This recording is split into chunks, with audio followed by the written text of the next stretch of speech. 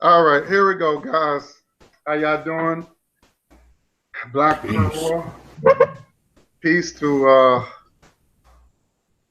my African nationalists. And basically, we here to set the record straight what it means to be black. Um, Black means, as you can see, the title means black means African. Now, I just seen a video of our brother, what's his name, Talik, Yes, sir.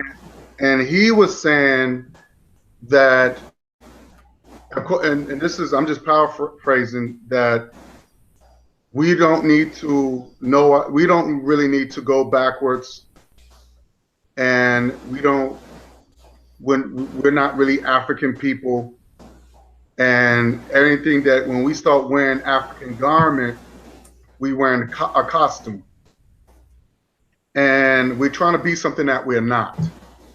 This is according to what he's saying. He said that we're not African people, we're European Negro, or we're soul brother and sister, which I don't know what that means. What is a soul brother and sister? Because what's that white lady name? I forgot her name. She was saying Rick James. Well, I couldn't tell you, my brother. Oh, let me pull it up. I'll pull it up right now. But I'll pull it up right now. But they call her the Ivory of Soul. I don't know if you ever heard that saying.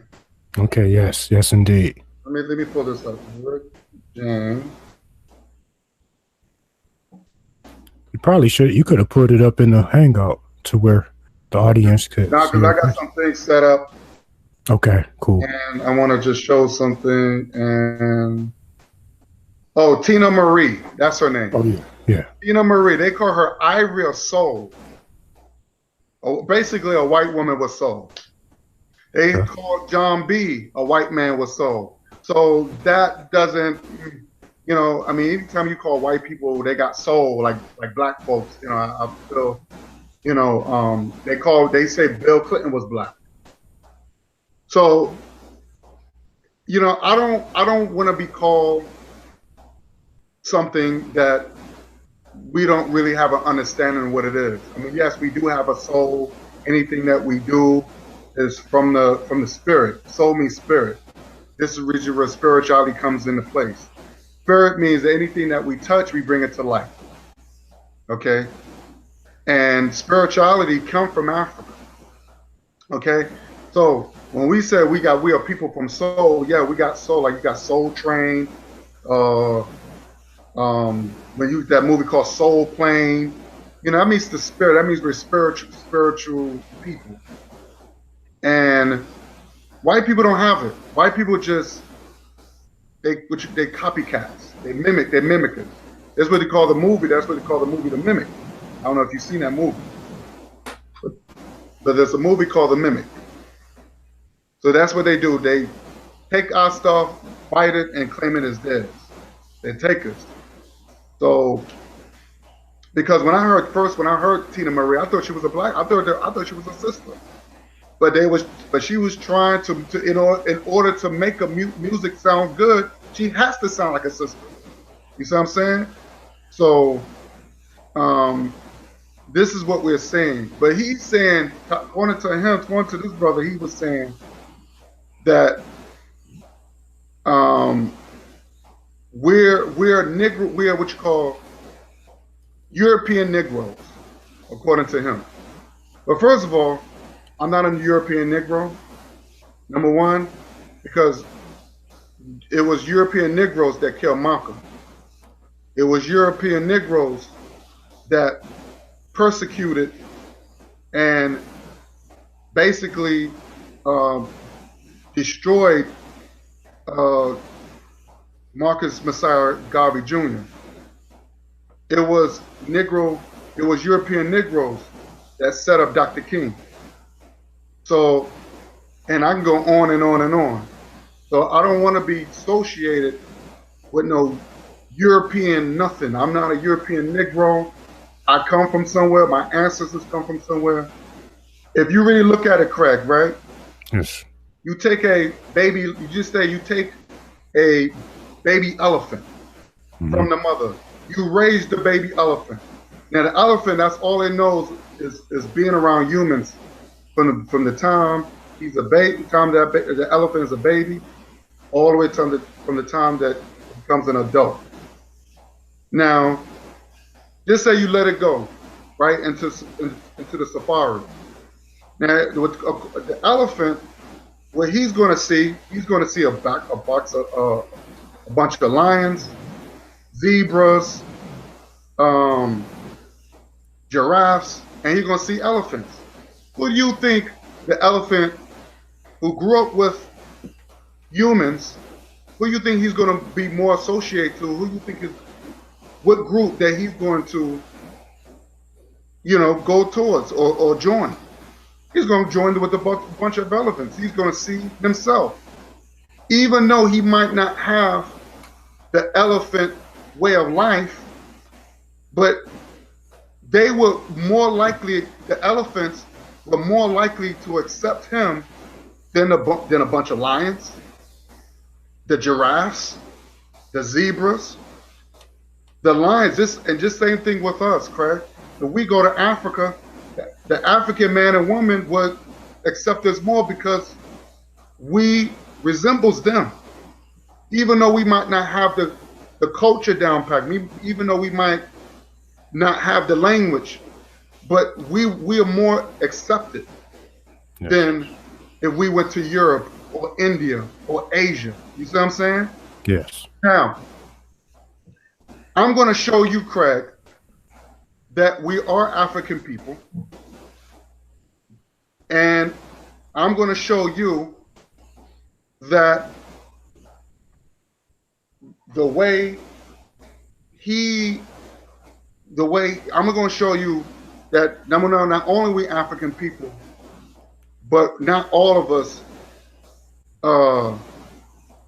we all have something in common.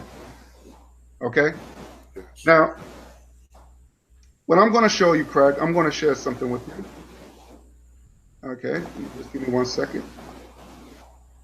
Oh, shoot. All right, this is what he put. Okay.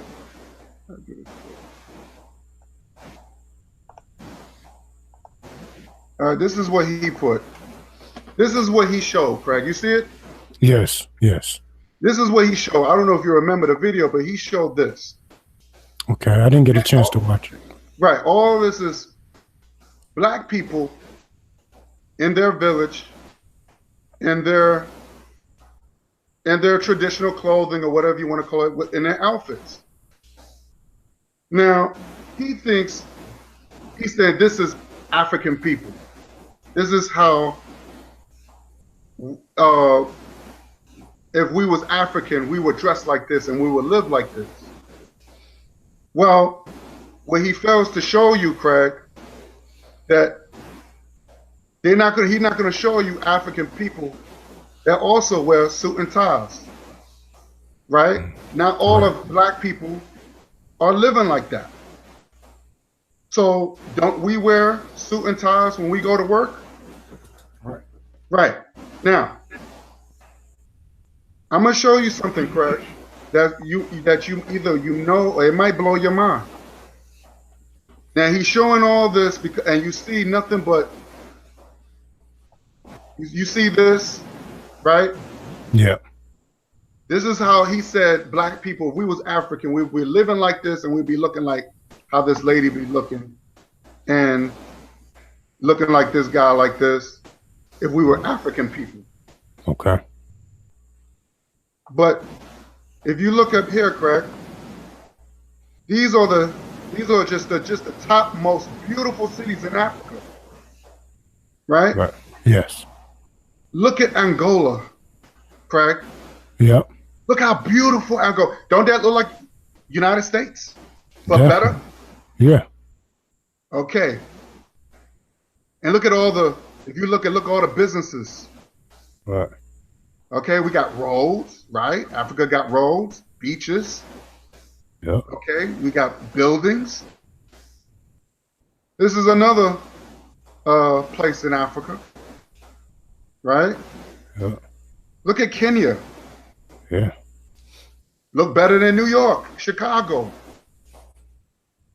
Okay? This is the capital. This is where people work. Get up and go to work. Look at South Africa, Cape Town. Look at that, Craig. All right. He didn't show you this. Look at Egypt. Look how beautiful Egypt is. Yeah.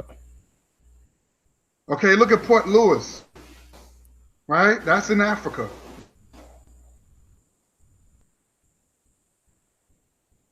Look at this. Beautiful. All this is Africa. Look at Nigeria. Ooh, that looks nice.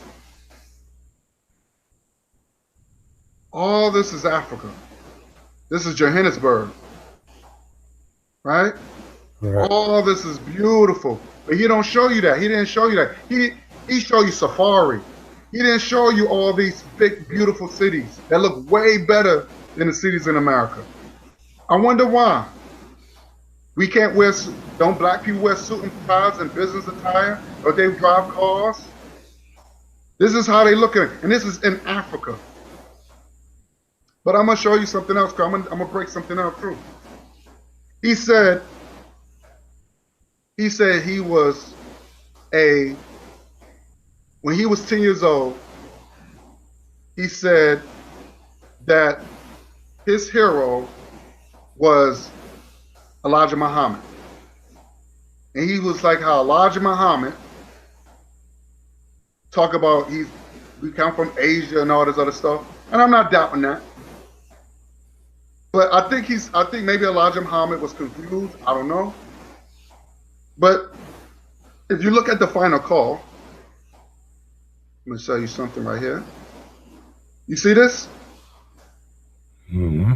This is the final call. It says the black man of the USA and Africa, not Asia, not India, not Europe. And this is what it says, Craig, by the Honorable Elijah Muhammad. Yes, sir. And then we're going to scroll all the way down here. Should have read that first one. That first sentence, man, was so powerful. Well, let me take this out because this is reprinted from Muhammad Speaks on October 17, 1969. Yes, sir. Let's go back up. It says the two brothers, the black man of America and the black man of Africa must. What it says, Craig? Must. Must. What's must that? Unite again. All right. It says Africa was the continent that we were, or what it says, Craig? I'll let you read it. It says Africa was the continent that we were originally brought from. Exactly. Exactly. So it said the black man of Africa, the original black people of the earth, are our real brothers. Now this is coming from Elijah Muhammad, his favorite, his hero. His hero is saying this, Craig. Yeah. So is he confused? Oh, we're gonna get deeper, Greg. We're gonna get deeper. We're gonna see what Malcolm said. Now I'm gonna show you something. Speaking of Malcolm, I'm gonna show you this. Who's that, Craig? Malcolm X. No. Who is this dude? That's my brother Talik. Yes, sir. Now, Talik, what button did he represent? Malcolm X. That's his brother Malcolm X. Yes, sir. But he has his outfit is Japanese. Right. And he know damn well he ain't no Japanese. And I think it's an insult to represent a Japanese and put a Malcolm X button on. All right. I think it's an insult, Craig, because Asian people don't respect us. Like they like us when we play basketball. You know, they like our as far as our culture, as far as that, you know, as far as our music, and they try to assimilate themselves, but they don't really respect us like they should. You know, you can't go to Japan and set up shop, but they could come to your community and set up shop. Anywhere in Asia, since we Asiatic people, you can't go anywhere in Asia and set up shop. You know what I'm saying? They follow a code that they won't even want to do business with you, Craig. You know what I'm saying? So for him to even wear that is silly. Knowing Asian people wouldn't even respect this man as a black man. Now he wearing a Malcolm X button on, red, black, and green. But what did Malcolm say? What did Malcolm say? Let's find out. All right, you see this, Craig? Yes, sir. Okay, I'm gonna read the top. Okay, just a second, brother. It's still showing the picture of Brother Tyleek with the pen. Oh, At least okay. it is. My screen. Let me do something. Hold on. Let me see something.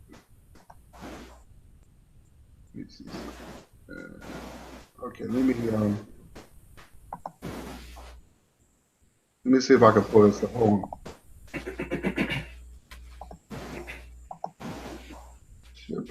Okay, here we go. You said? Yeah. Okay, you see it now, right? Okay, cool. Now, it says, I'm gonna read the top. It says, Malcolm says, you can't hate the roots of a tree and not hate the tree. You cannot hate Africa and not hate yourself. Okay, I'm gonna read number 2. The real names of our people were destroyed during slavery. The last name of my forefathers was taken from them when they were brought to America and made slaves. And then the name of the slave master was given, which we refused. We reject the name today and refuse it. I never acknowledge whatsoever. But according to Talik, we should be proud to be European Negroes. We should be proud of what the slave master gave us. And we should just move forward. Don't look backwards. It's sad that, Craig, you got black people. Kids don't even know who they are. And they wander around like zombies. But let's read what Malcolm, this is the big one. I like this one. And Craig, you know about this. And I'm going to let you read it, Craig, loud and clear. Okay, let's go. We're not Americans. We're Africans who happen to be in America. We were kidnapped and brought here against our will from Africa. We didn't land on Plymouth Rock. That rock landed on us. Bingo. Now, this is coming from Malcolm X. Okay? This is coming from Malcolm X, the same man that he got a button on his chest. Now, Elijah Muhammad said it. You got Malcolm said it. Well, Craig, let me ask you a question. Just say you just say you're a professional boxer and you got an upcoming fight. And just say, for example, you got a big fight coming up and you want to be the best. What do you do, Craig? What do you do to be the best? As besides training or whatever like that. What you're going to do, Craig, you're going to look at old legends. You're going to look at the Muhammad Ali's. You're going to look at the Mike Tysons, the Sugar Ray Leonards. You're going to see how they bob and weave, and you're going to try to mimic them. Because you got this big fight coming up. All the greats have done that. All the greats go back to the past and learn. That's how we move forward. So I don't understand how he can not know that we're not African people. And you got a lot of people that come up and they're lost, you know. So I just had to set the record straight. You know, I had to set the record straight on that, because he really looks down on Africa. He really looks down on Africa. He don't want to have no part of Africa. He thinks Africa is nothing but a safari. There's nothing out there. He thinks that even though we might have some sort of resemblance, we are a different breed. I don't know what type of breed that is. Because like I said, if you look at the Planet of the Apes, give you a perfect example. Look at the movie Planet of the Apes. How Caesar was named after a white man. And when he didn't understand why he couldn't fit in with the humans. He couldn't understand it. So what did they do? What did they do to him, Craig? They locked him up with the other apes. Now the other apes were real apes. They came from they was apes. They didn't grow up with no human. And they looked at him like he was different. They knew he was an ape, but they were saying, no, you too much of a human. But when he realized that Caesar realized this is where I belong, he became to know who he was. And now he became more ape than those apes that kind of rejected him at first. Now, look where he became the most powerful leader of the Planet of the Apes. You see what I'm saying? So we can learn from stuff like that. So not all of us was raped. Not all of us not all the black women was raped, and some of us did keep our African tradition that learned from look at voodoo. Now, of course, white people, that's a white people's term, voodoo, but that's really voodoo really comes from Africa. They call it there's something that is called witch. They call it witch doctors. That's all it is. They're witch doctors. You know what I'm saying? But white people, oh, that's voodoo, is evil. Anything that's black is evil. So long as I know, I had to just put that out there because, like I said, Talik is, he's a good brother, but I just feel like he's misinformed. I don't know how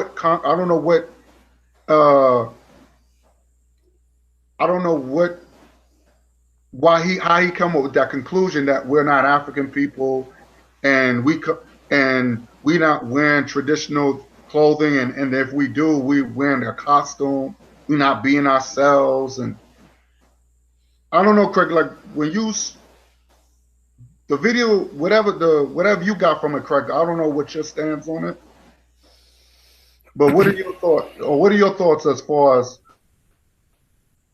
of his video compared to what I'm saying?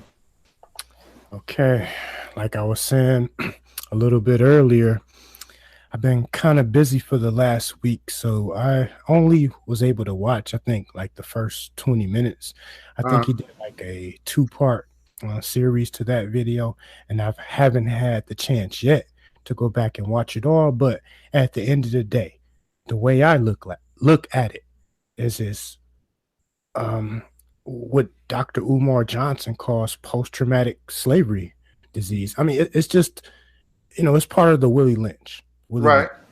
We were bred like this. We were bred to hate each other. So even though there might be animosity amongst some African Americans with Africans who are native, to the continent, it's the white man's plan, to divide us based off of petty differences. Exactly. And stuff like that. So a lot of Negroes, they feed off into that.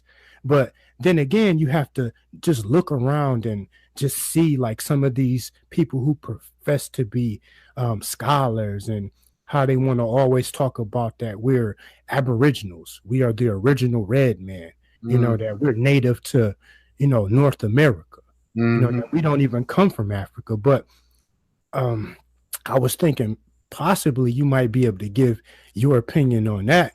But at the end of the day, I personally know that I have personal ties to Africa.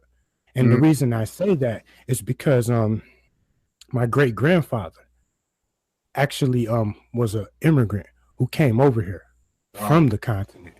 So the thing is, man, what you really have to sit back and what we have to sit back and try to get the record straight on is the fact that it's a lot of different stories. Like a lot of our so-called scholars say that we're Aboriginal. I mean, so you got to think it's a lot of people that actually listen to that.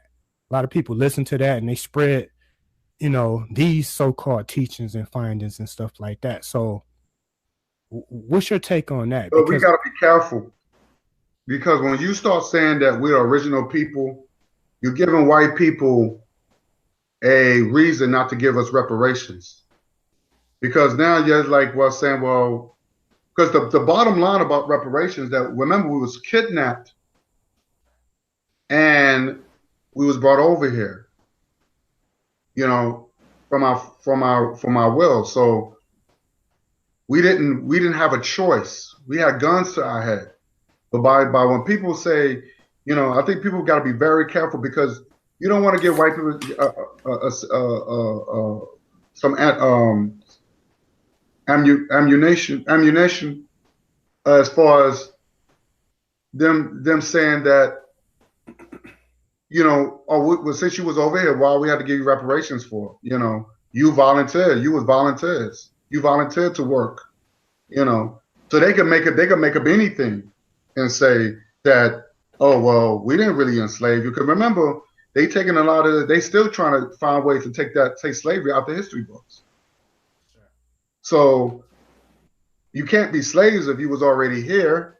You see what I'm saying? So we got to be very careful I of would that. have to 100% say that I agree with you. We are African people. And if you look around, just look around at different continents, if you look at all four corners of this planet, if you go to Asia, you could go to Asia, starting from Asia to Europe, from Europe to the Middle East, go all the way to the Americas. What landmass do you see people on that look like us? Exactly. I mean, if Exactly. we're Aboriginal, we're not from Africa, then why are like all of these immigrant Chinese and all of these immigrant Middle Easterns? I mean, they coming from a place of people that look like them and they have a direct connection back to their people. Yeah, they came over here because of certain opportunities, but that doesn't mean that they don't belong to that group of people. Exactly. There's no other place that holds as many black people that look like us. I mean, if you just look at, yeah, on some of those pictures or whatever, you see us in different forms. But like if you look at pictures from Ghana, like pictures from Nigeria, places like that, them people look just like the African, so-called African America that's Mm-hmm. in this country. We look just like those people. I mean, Exactly. so we resemble them so much, it's scary. Yeah. Yeah. Where else do we come from? We don't come from Asia. We don't come from Russia. Mm-hmm. Where else do we come from? We don't come from the Americas. At least I don't believe that. No. No. We was here first. Yes. Will we say first? Yes. But you got to remember, because of the climate change or whatever, like I said, it took 10 years. 10 years for mutation. People do mutate. That's just reality. We mutate. You know what I'm saying? So if people have mutated, that means they lost, that means they had to adapt to their environment. So this is reason why you got people that look weird and look strange, and they had to do things to to adapt to their situation. But those black people that they talking about, they died out. they died out, but they left something behind to let you show that, hey, we was here. We let you know we was here. Just like the Egyptians, they all died out. You know what I'm saying? So I don't know what type of black people they talking about, because the black people that was around, the black people, there was no black people when the European invaded this country. You know what I'm saying? So I don't know what black people they could be talking about. They have to show me proof for that. Maybe you could break this down. You already know we are a tropical people. We come from a tropical climate. Why do we have melanin in our skin? Thank you. Why do we have melanin in our skin? We are tropical people. We don't do good in cold climates, man. We get sick, you know, come down with the flu. Like we've been taken out of our natural habitat. It's true. Africa is a very hot climate. That's true. So I want to know how, and I want, and you know, just the question to Taliga, I just want to know how, you know, you expect people to he says something about be yourself. I want to know, what do you mean by being myself? Like being myself, like what? Because did OJ Simpson, was he himself when he started dating white women? You know what I'm saying?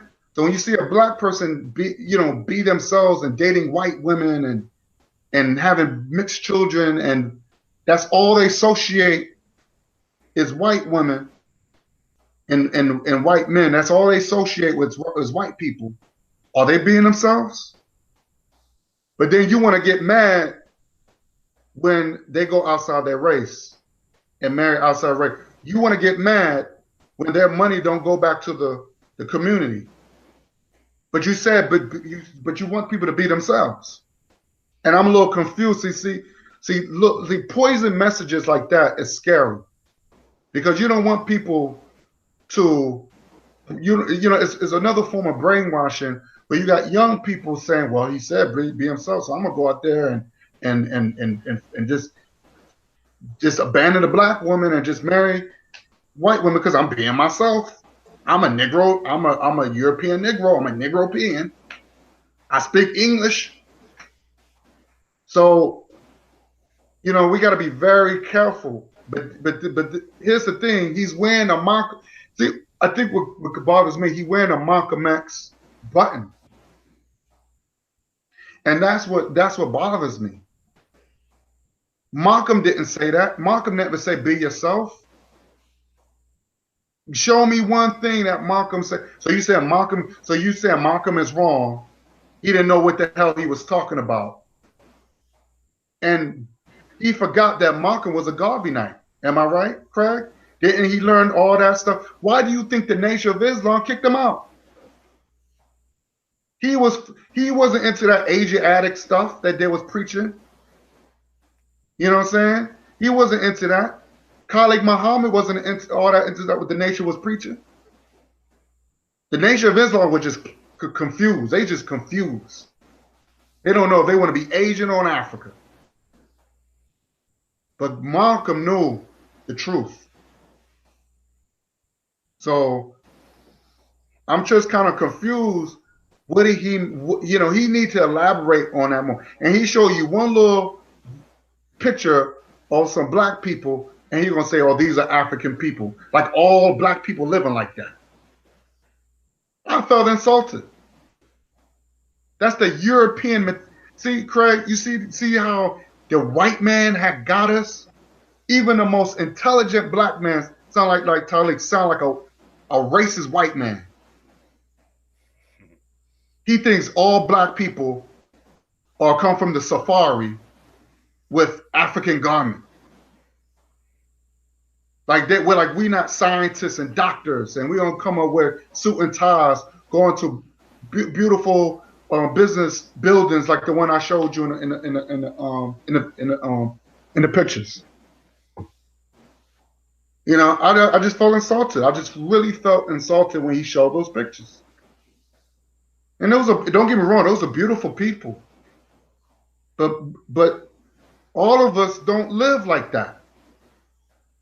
We can We can one day wear our dashiki and wear our African go because that's who we are. You got people from Craig. I met people, Asian people who's already whether they're Japanese, Koreans, or whatever, that never been to their motherland, never been to the motherland, but they still keep the culture.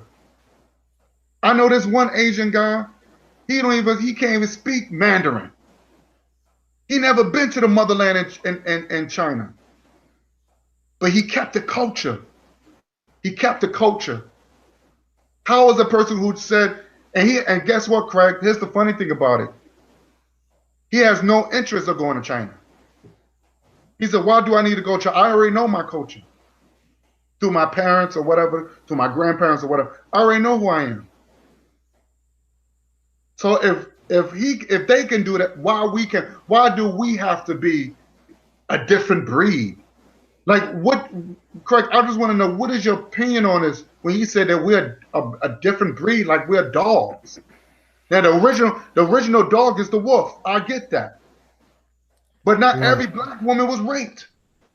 Because they remember in slavery, they said most of the breeding was for the black man and black woman to make more slaves. So where's these hundreds of mixed breeds of what they call it, crossbreeds, with the white man raping the black woman? Where are they? When you have hundreds of breeding as far as the black man and the black woman. I want to know. Well, the way I look at it, to me, the feeling that I get when he says that we are a new breed, I look at that as, I could kind of agree with it in a sense, saying that we have been so far removed. We have been so far removed from our culture and our customs.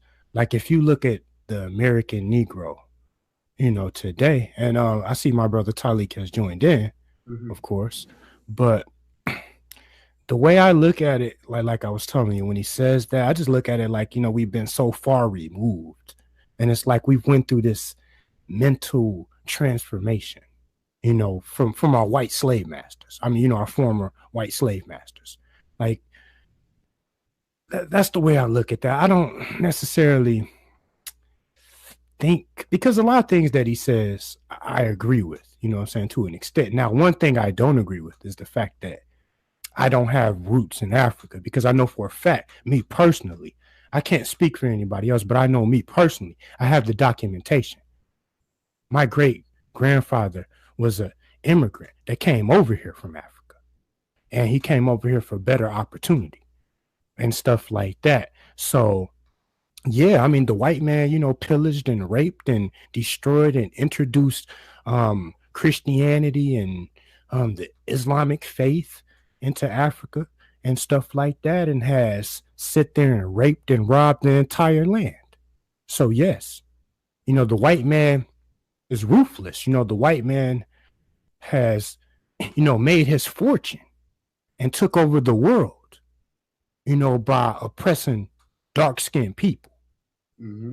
So, the whites and Arabs and stuff, the original, the people that came, that came down in Africa and conquered, some of those tribes and stuff like that, and, brought the Quran and, the Bible into Africa. Yeah, they have polluted the minds of African people over there. So it's like, I do definitely agree with some things that he says. But at the same time, well, actually, I see my brother is on camera right now. But I guess he's on mute. I know, I can't hear you, brother. Talik. Yes. Yes, sir. Well, yeah, I'm muted. Welcome. I thought I was on. I thought it was already on. I guess it. Welcome to this discussion, sir. Welcome, my friend. Welcome. Yeah. Folks, I don't know what it is. It's been a busy day for me today. Phone been ringing off the hook. Folks want to talk to me, and I got relatives in town, and I'm tired. I just got off, got off from work not too long ago and trying to rest up. And I made a video earlier today. It's just been sort of on the busy side today. I don't know what the deal is, but I don't know. I heard just a little taste of the conversation. I know another guy. What little I did hear, I like what he said. Yeah, what he's putting down is poison. I heard that part. I'm like, oh well, okay, here we go. I did hear that part. I'm like, wow. What I'm putting down is poison. What I'm putting down gonna bring you death. I don't think anything I say can make things any worse than what it is right now. There's already enough poison out there. I can't kill you no more than you can't kill a dead man. I've never seen it done before. Can't get no worse than what it is. I only get 10 views of video, so I don't know how the hell I'm gonna be bringing poison. Them other boys that's getting thousands of views, they're the ones bringing the poison. Yeah, that's true too. You got that right. Keeping people on the dead side. Mm-hmm. Yeah, but yeah, I'm here, and I try to answer those questions, and because you were saying something. What did I catch you saying? You said, man, what was it that you just said? Oh, you said I want people to be themselves, and does that mean since I'm a Negro peeing, I want me a white woman and abandon the black woman? that kind of thing. I never, I never said no stuff like that.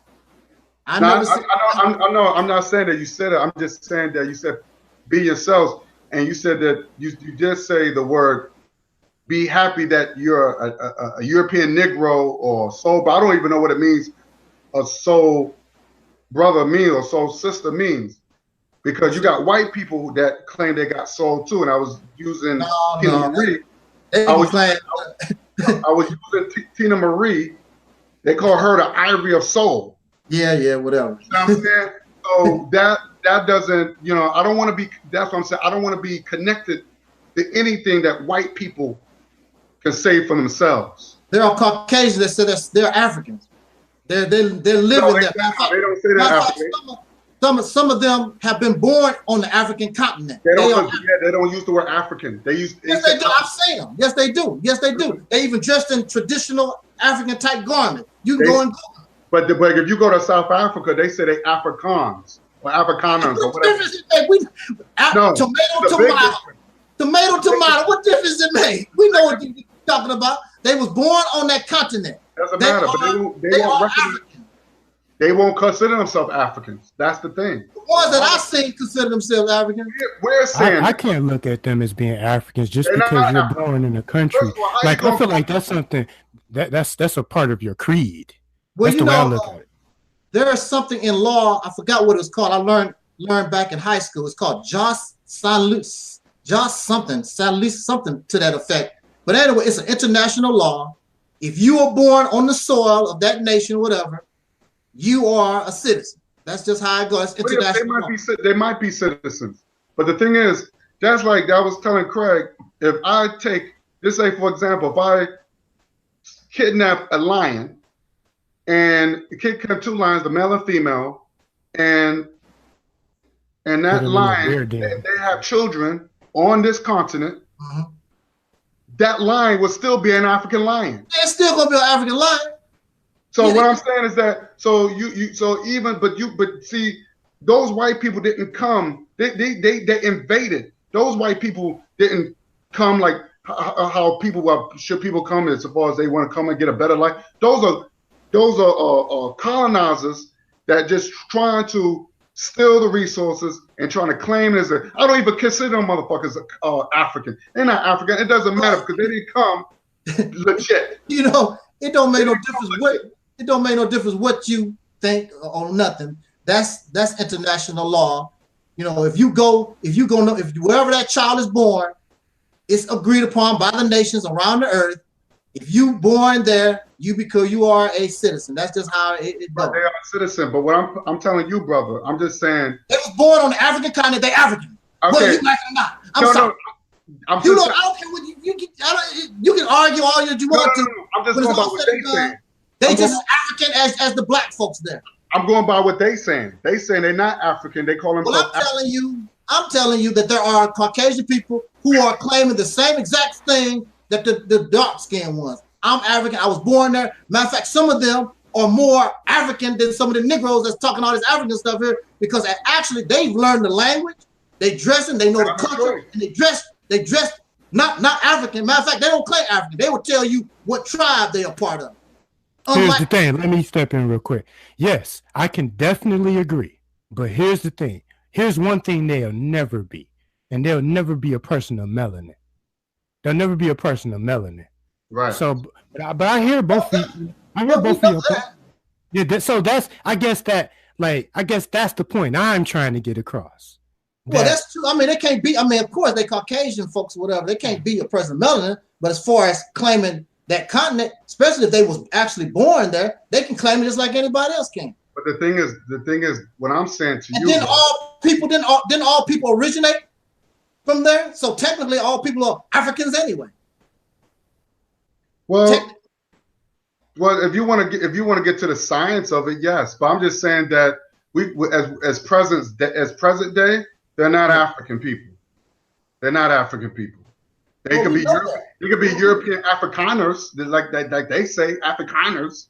Yeah, I heard that too. They're not African people. They're not African people. Because number one, why would you want to even in order to be a citizen, you gotta migrate there. They didn't migrate. They went over there and invaded. There's a big difference. So that's why that's what it shouldn't be where they should. This is the reason why the Africans right now in South Africa, they taking back their land now as we speak. Yeah. They got smart. They said first they gave it back to them since they got rid of Robert Mugabe. But then they said, "Oh, we crazy, we stupid. We gotta." They come on. No, we taking that land back. So now it's another revolution going on right now. Yeah. So they're right now. They woke up because you remember whoever controls the land controls the people. Yeah. I just saw a video just posted on Facebook. I don't know if you've seen it, Talik and Craig. They was in South Africa. How this sister, it was, I don't know. First of all, I don't even know what the fuck they allowing white people to teach black kids in Africa. So one good sister, she got frustrated. She went to the teacher and threw all the paper at them. Black. I don't know if y'all seen it because I posted up on Facebook. But she took a bunch of people. Yeah, they had. I said, wow. I said, welcome to the club. That was my answer. Welcome to the club. Because you allow these people to step in and you're gonna allow them to educate you? Educate you? How are you gonna educate? You gotta put these people in the back burner. You're gonna let them stay? No, let them stay. You black people teach black people. And this is the reason why black people over here are so fucked up. Because they let the colonizers educating us. I don't believe that. Well, they've been educating us in this country going on 500 years. You know, everything that you think that you know, either directly or directly came from them. No matter all this black power stuff, at the root of it, in the heart of it, it all came from crackers anyway. You know, what do a slave know about Kemet? You don't know about no Kemet. Cracker was the one that first taught you about it. You learned about it and you built on it. That's what happened. No, how did they taught us about Kemet? They taught it in their school. They taught that stuff in the Negro. They never taught black history in school. Never. You don't have to take black history. They taught that Egyptian. They taught that Egyptian in school. Never. They did it in their colleges and universities. They taught Egyptology. I went to colleges, sir, and they never taught me that. Only thing they Well, taught me. maybe you didn't. That's how the Negro learned it. That's the only thing I knew. From the time I was born, the time now, that's the only thing I learned was Greek and Rome. What person from Kemet came and taught us anything? Who was it? Well, nobody from Kemet taught you nothing because they all dead. You said that. Books. Right. Books from who? Books from you got books that you got black people that went over there and studied that stuff. Right. After they was taught, after the cracker told them, this is where y'all come from. That's how it all started off. And you know this for a fact. It's common sense. Oh, common sense. A slave was not allowed to read and write for 300 years. Okay, so what? Was not even given religion for at least 200 years. Okay, so now we know who built it. Now they know our people built that. So what's your point? So the point is, the bottom line is, your knowledge, directly or indirectly, at its root, came from them, and it's a reason why they allowed that information to come to you. But that's strange. It's the reason why they control the information coming to the Negro. That's it. That's strange. I didn't mean to cut you off, brother. But Thomas Jefferson, one of the most racist presidents you can know. They say Trump is racist. You can't get no racist in Thomas Jefferson. Mm-hmm. The one on the $20 bill. I think his name is Thomas Jefferson. Yeah, that's his name. I guess I don't know. Yeah. The one who owned slaves. He said black people was inferior. He told that brother Benjamin Banneker, forgot who. Benjamin Banneker. Banneker, yeah, whatever his name is, his last name. But he said they had an argument through the letters. Mm-hmm. He said, "Okay, I'll make it. I'll prove to you that we're not stupid or we're not inferior." Mm-hmm. He went and grabbed all those black people from the South, and they created what you now know as DC. Yeah. Marshall Monument. Well, you think white people built that? They don't know nothing about. How you gonna say they don't know nothing about Kemet? They don't know nothing about. This is what we know. This is who we are. And guess what, brother? He didn't come from Africa. So where did that knowledge come from? How did he know about all this stuff? Because we built that stuff. What you mean we? I'm talking about we as a people. No, we as a people didn't build nothing, because if you built it, why you stop? Why you all of a sudden did you stop? We built America. Why you still not building? Why you still not building? When you get ants in a jar, you ever seen ants in a jar? Ants was building before I put them in a jar. If you put ants in a jar, they're gonna do the same thing they was doing when they was free, because that's what ants do. So if you was doing that, we was doing all this great stuff, then we should still be able to continue. But see, the problem is we didn't do that. We taking the credit for what somebody else done, and apparently they only done it one time, and they done it ever since. Have you been in Africa? I don't need to go to Africa. I'm not even interested. Well, did you see there's beautiful cities that was created and made by black people in Africa? I never said that dark-skinned people was ignorant or nothing like that. But you said why we stopped. We didn't. You don't have nothing to do with that. You don't know that. Show me what you did. What are the nails and the hammers? Let me show me what you built. Show me your connection and your contribution to that. And now that's a whole different story. And I'm glad for you. But there are 40 to 70 million dark-skinned people in this country. The Nation of Islam call them lost found. I can guarantee you they don't have nothing to do with that. Individuals and little small part, just like I was saying, when it comes to this African thing, you do have people with roots, with people that actually came from the continent. There's no doubt about that. We know that. That's not the point that I argue. My point is, how did this population of dark-skinned people, these slaves, how did this population grow so fast in this short period of time? And you talking about, we built these boats, take months and months to build a boat. Then you talk about going to get these people way across the most violent ocean on the planet. You're going to go across there and grab these people and going to lose 85% of the cargo, almost half the cargo, whatever. You're going to bring them back. You're going to lose 100 million. I don't know who kept up with the numbers. You're going to lose 100 million in the Middle Passage, so they claim. 100 million. That reminds me of these Jews. These Jews talk about 6 million of us died in the Holocaust. Wait a minute. Where y'all getting these numbers from? What these numbers? Who can verify these numbers? That's a lot of people. That's a whole lot of time. Take months and months to build a ship. Take months and months. Then on the ship itself, you got to have 4 to 6 months worth of water, supplies, the food. These people are pissing and urinating on it constantly. You got the threat of disease rampant on the boat. There's a whole lot of stuff that's not being answered here. Just like that Holocaust. They don't want you to ask questions about this Holocaust. This thing. They count people that was not Jews as part of that number, and it still won't end up to 6 million when it's all said and done. These stories, when you really think about them, the stories, something about them don't sound right. And like I was telling Brother Craig, When I was growing up, I always heard about this Native American stuff. Always did.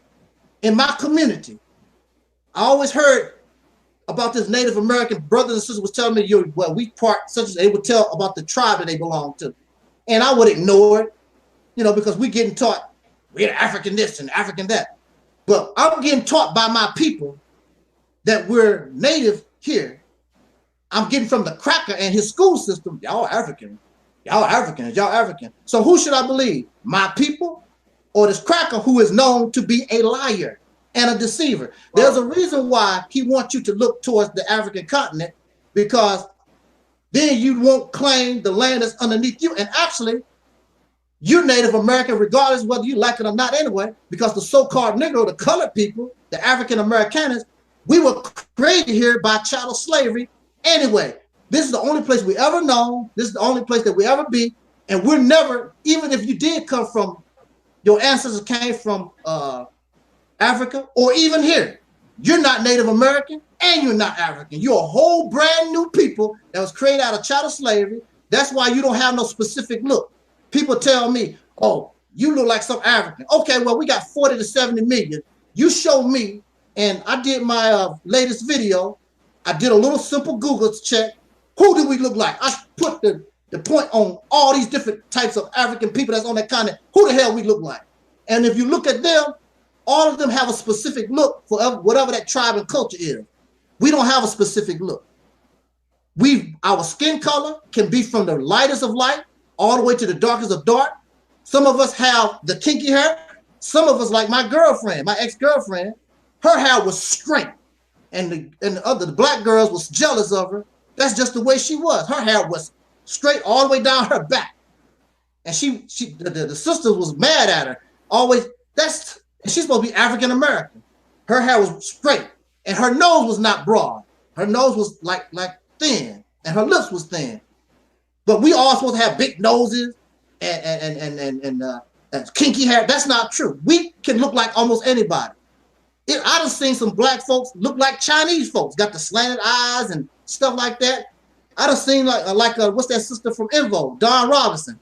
She got that little slant look thing, and they said, where that coming from? She said her grandmother, who came from, I forgot where she said her mother from, but don't have nothing to do with China. It's just something that runs in her family. But yeah, I mean, yeah, you have black people that have slanted eyes or whatever, but not as like Down syndrome eyes like Asian people do. You know what I'm saying? I mean, that's nothing new.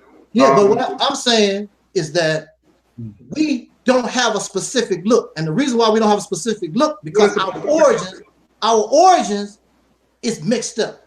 The people that was here, the people that was already here, and as you can see, as I presented in Africa, they got various looks. And when the cracker went to get slaves, he didn't give a damn what you look like.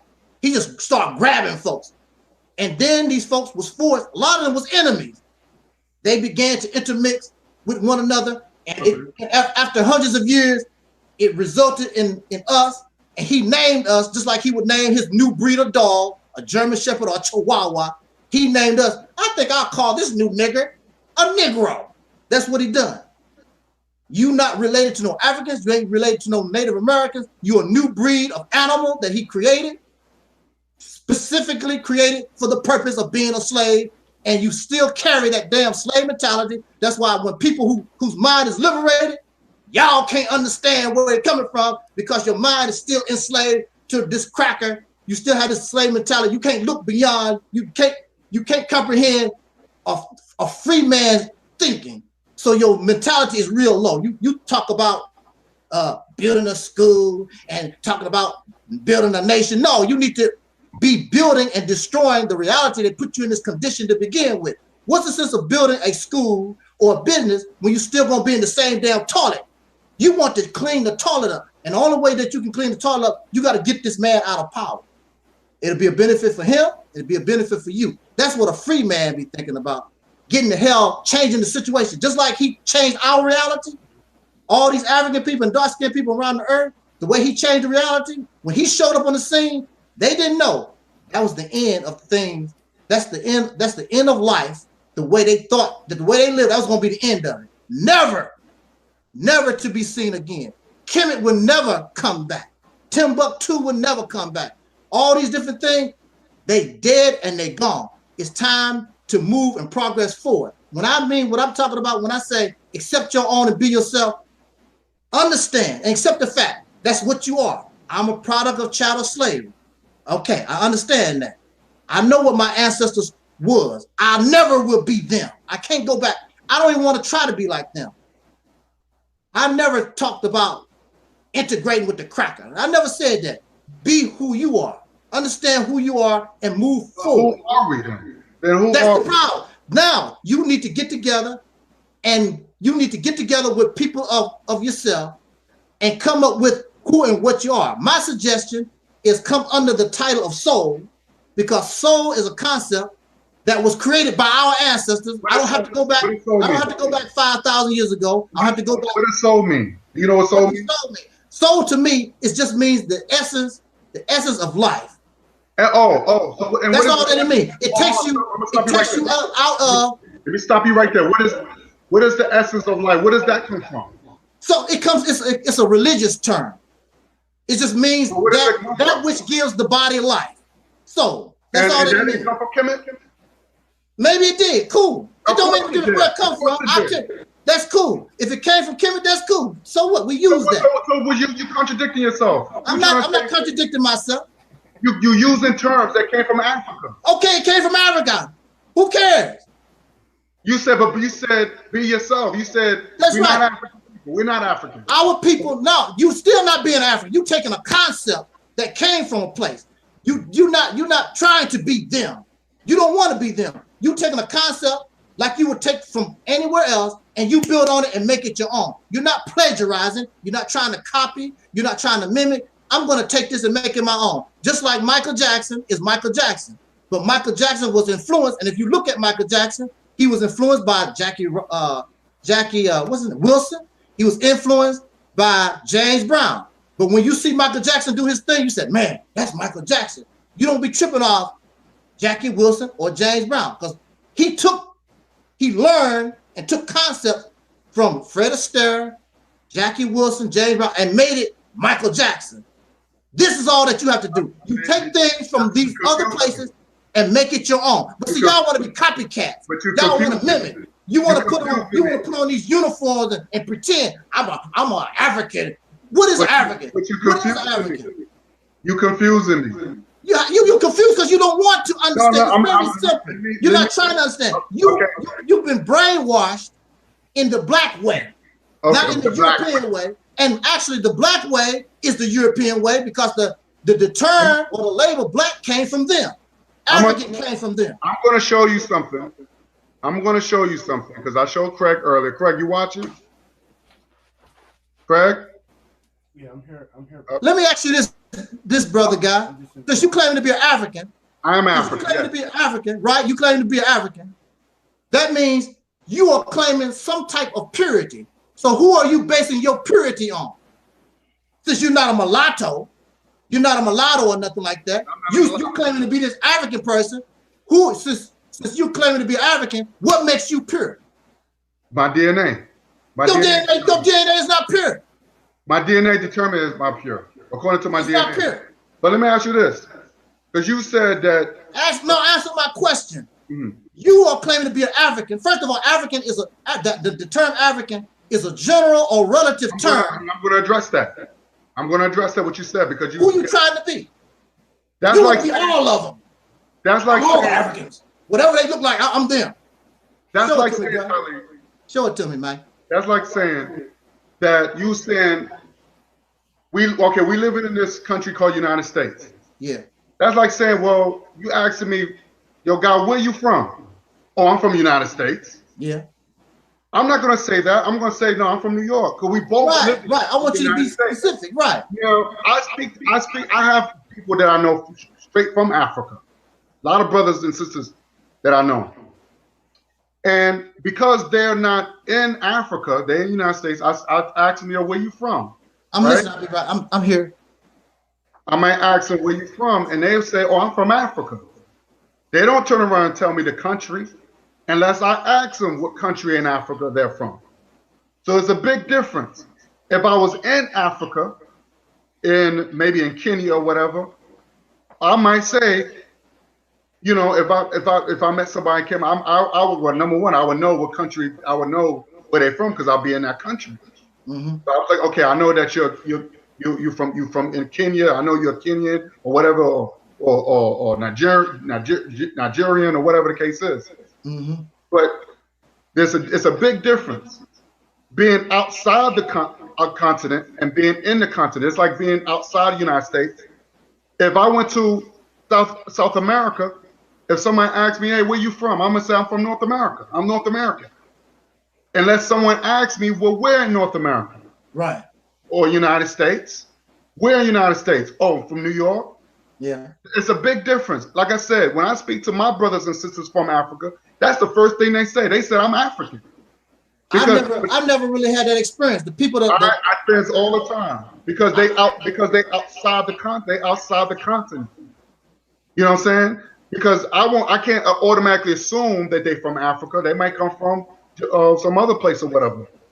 You know, but they say, "Oh, I'm African." Then I ask them, "Well, where in Africa?" Then they might say, or like if you ask somebody right now, they say they're from Jamaica. And somebody said, "Where you from?" Oh, I'm Jamaican. But you might say, "Where in Jamaica?"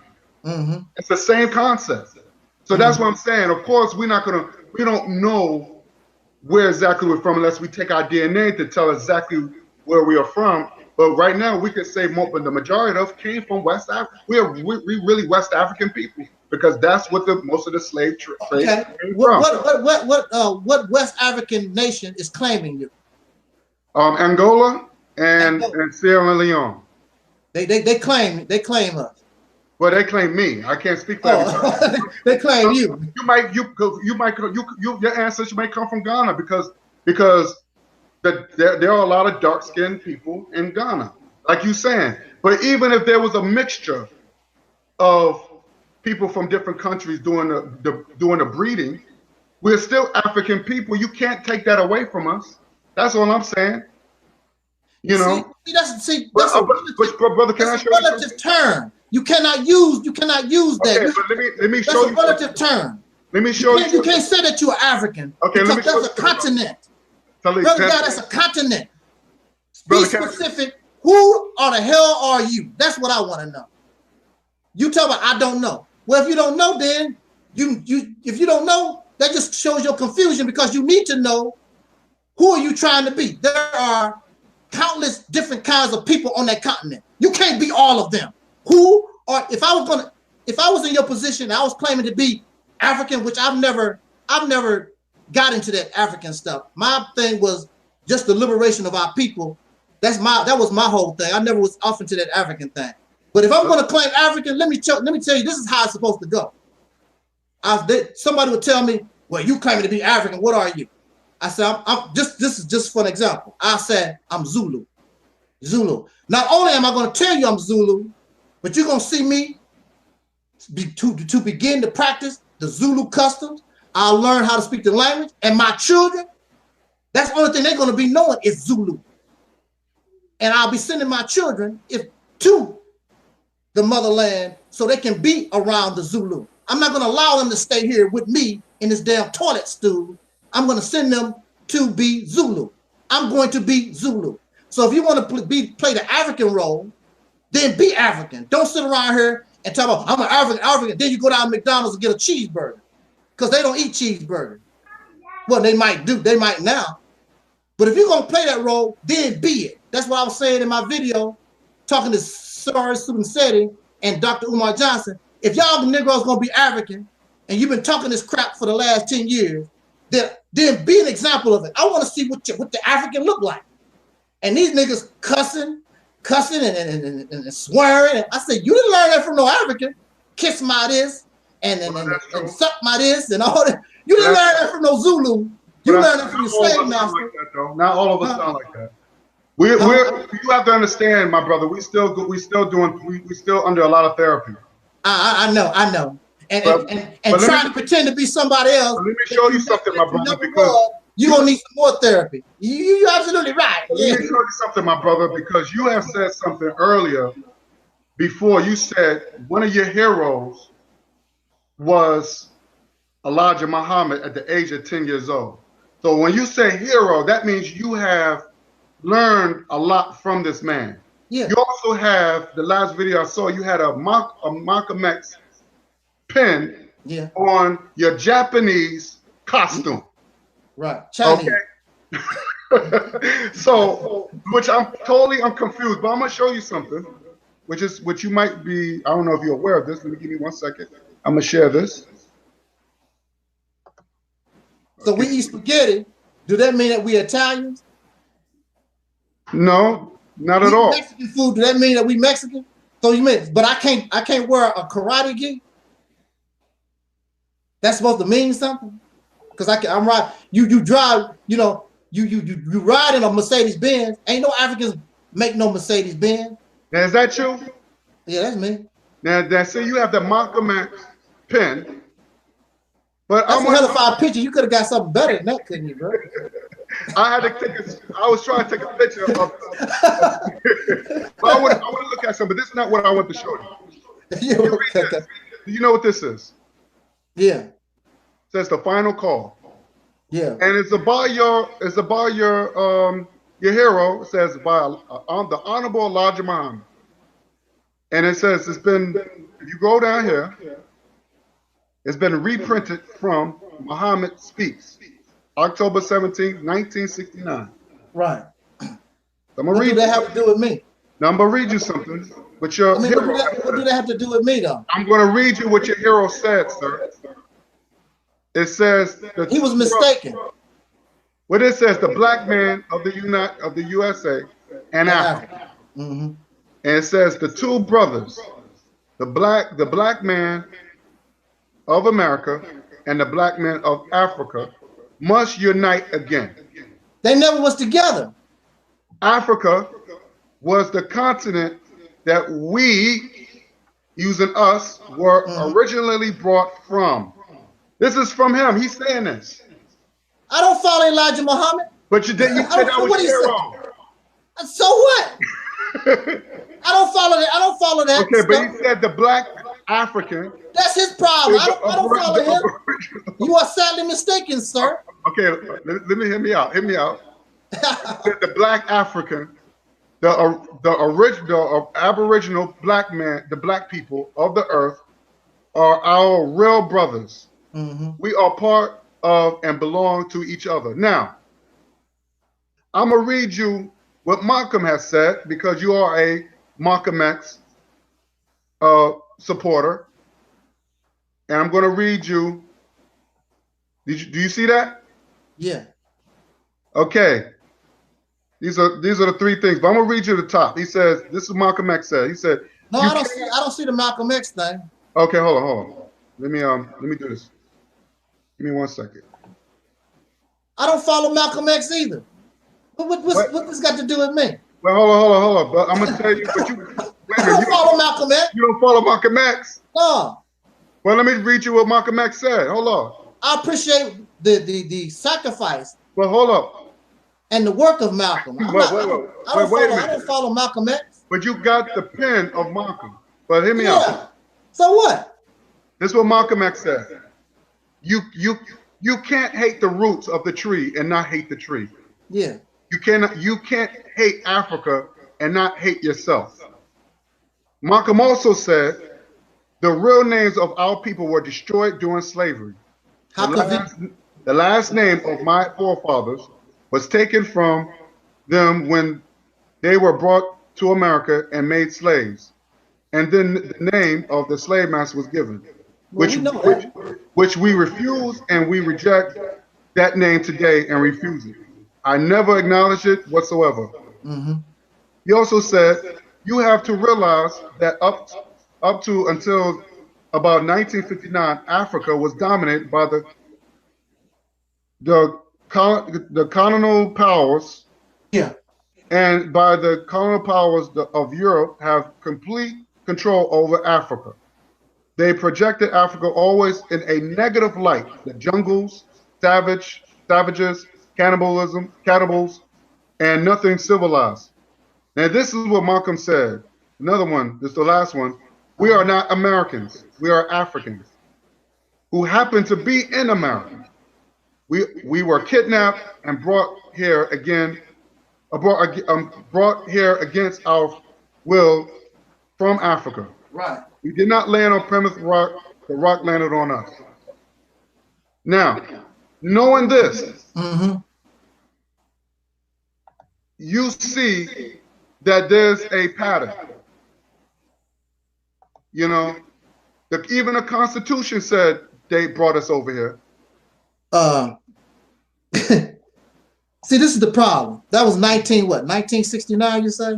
Well, right. Malcolm wasn't here in 1969. He was assassinated. But that was during that period of time. The problem here is those people acted upon what they knew. So this is a whole brand new ball game. This is a whole new brand new ball game. You have, because of the internet, you have information that we've never been exposed to before. It's always like this thing about the Negro being the native here. That's always been, because I remember hearing that as a child. But we don't control the media. Now you got social media, all kinds of stuff is floating out here.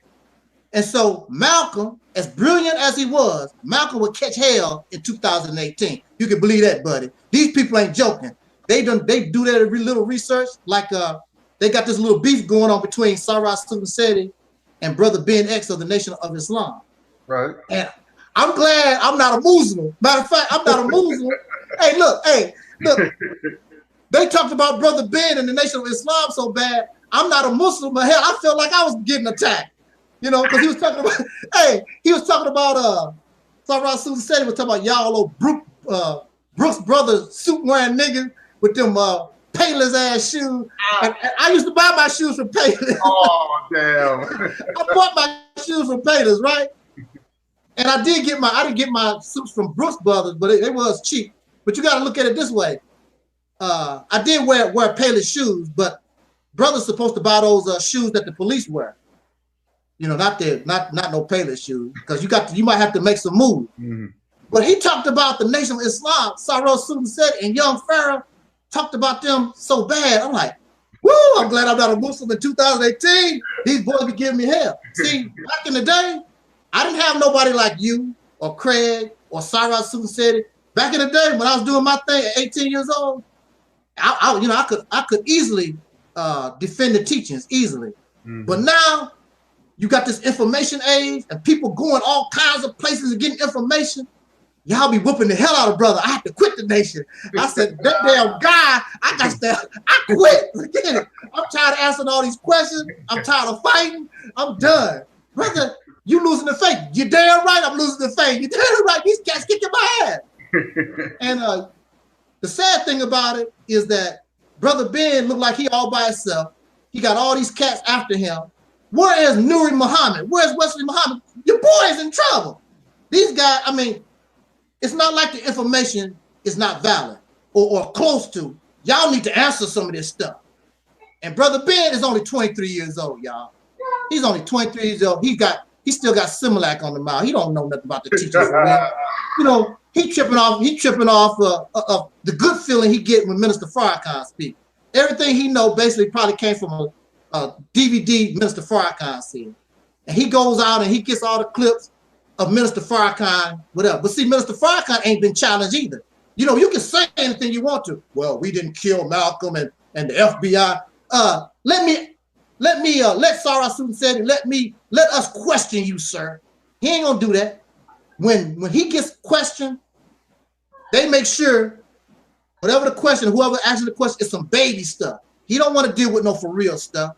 You know, me on my platform, bring it, because it only makes me better. Makes me better. If I'm wrong, brother guy, I'm just wrong. You got me, man. I can't help it. I don't want to be wrong, but I would rather be right. Hey, I got to submit to the truth. I got to take this out. I said, y'all, I was on a Google Hangout with Brother Guy Nollywood. Brother kicked my ass real tough. I got to revoke all this stuff I said, and I'd be happy to do it. No big deal. No big deal. But we don't want any truth. We get locked up in these things that we believe in, and we roll. And Brother Ben is in trouble, man. Them guys, woo, man. They tearing him up. And that Nation of Islam stuff, woo. Make me take my Malcolm pen off. Don't associate me with them guys. Don't come after me with that stuff. But Malcolm was more Pan-Africanism than Muslim. You see what I'm saying? So remember, his father was he followed Malcolm. So why do you think they kicked Malcolm X and Khalid Muhammad out the nation? While they was teaching that we were from Asia, they was teaching us that we from Africa. So that's the reason why now Khalid Muhammad loved Malcolm. He always taught about Africa and the pyramids or whatever. And they kicked him out. You know, so if you looked at there was a video that Louis Farrakhan had said, and he said that we were black people at one time with straight hair, and we was cursed with kinky hair. It sound like a typical, what you call a European Negro, let's say. You know something, Brother Guy?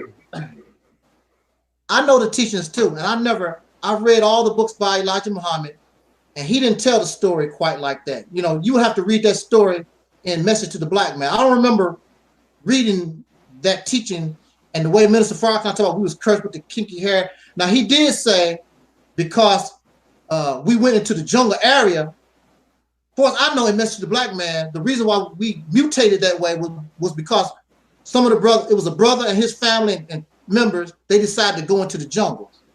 Okay. Which somebody reminded me that there are no jungles in Africa. Yeah, there's no jungles in Africa. That's true. So I don't know how they done it. So, but according to the teaching, that was considered negative. Yeah. I read you when he used the word jungle, cannibalism. That's considered negative. That's something that what white people would say. Right. But see, what I'm saying is that Malcolm knew the truth. He knew the truth. That's the reason why he was kicked out the nation. Just like Khalid Muhammad knew the truth and he was kicked out. He wasn't teaching that we was from Asia crap. We're not Asian people. You know what I'm saying? We came straight from, when we ain't say go back to your roots. That's the only way we can understand this the way of getting back into our natural state, how Marcus Garvey would say. We got to get back to our natural state. That's the reason we are struggling. Yes, we are struggling. But I would just say, brother, don't knock us. Don't knock your own people if they trying to want to belong to something. And I'm gonna give you a perfect example. I don't know if you saw Planet of the Apes. Yeah. But the guy, the ape called Caesar. Remember the time he grew up with the humans and everything, and he didn't understand why he was reacting like an ape. He thought he was human because he'd been around humans. He'd been around white people so long. He didn't know how to act like a human. So what happened was they put him he was so out of control, or they thought he was out of control, just like how they do us when we don't want to be under the white man's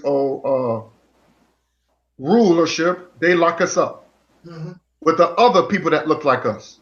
Same thing with Planet of the Apes. He got locked up with the other apes. Now these are actual apes. Right. It came from Africa. That's because that's our animals. So when they saw Caesar, they thought he was trying to be something that he wasn't. And they were picking on him, beating him up, wanted to fight him. And he didn't want to fight because he figured he didn't want to be alone. He was like another OJ. He felt like he didn't want to be. I don't want to. No, I'm white. I'm European. I'm a human. So I said, okay. But when he realized, he had a wake-up call when he realized that, oh, sure, I am an ape. Guess what? Not only he liberated the apes, he became the head guy. He became the king. Right. He became more ape than the other apes because he got into his natural state. And this is what we need to do. We need to get back in our natural state. It's funny because when I was watching the movie, I heard black people saying, yo, that's us. That's us right there. That's what they trying to say. That's us. We got to be like that. We got to be in our natural state. And this is the reason why black people are doing all that, because they don't know why they doing what they doing. So when you say, because I may have misunderstood you, because I thought that when you said be yourself, I'm thinking of be yourself like somebody like OJ, who didn't want to be black. Because at one point he didn't want to be. He left his black beautiful wife to get with a white woman. Yeah. Like all his people were surrounded by white until he got locked up. Mm-hmm. When he got locked up, then he went back to black. He started wearing African garments. He started getting black friends. Oh yeah. Oh, he got that wake-up call, just like the movie. Planet of the Apes. It's the same thing. Brother, let me say this. If you was in a situation and if you had to go to escape from this country right now, where would you go? If you had to go to any other country to escape from this country, where will you go? Canada. To be safe? Canada. White people in Canada, you gonna be safe there? You think you can find yourself? I would say, you think you can migrate or coexist in Canada? You don't think that's what the slaves done. Racist? The slaves done it. They was in the South and migrated. But you don't have no racist people in Canada? Of course. So but also at the same time, you're talking about Canada. Why would you go to Canada? Because it's the closest. Yeah, but why would you go to one plantation to another plantation? Well, I mean, I don't know. If any time when you got Haitian people could get on a boat and ride their low ass all the way up to here to be free from Haiti because of where Haiti is going, you mean to tell me you can't do that? You can't get on a boat and go to a place where you could be more accepted and blend, what you call, I would say, blend in. Right. I want to go to a place where I can blend in. Well, that's hypothetical, and I wouldn't. I'll have to deal with that if the situation actually arrived. I wouldn't, that would be a desperate situation because a lot of these people, they're making these moves on desperation. They're not. It's not like they want to. It's a choice. They just know if I stay here, I might not be here tomorrow. I got somebody out to kill me. So it's just like a man that's on the run. I don't know where I'm going, but I got to get the hell out of here. So that's a desperation type move. So I don't know.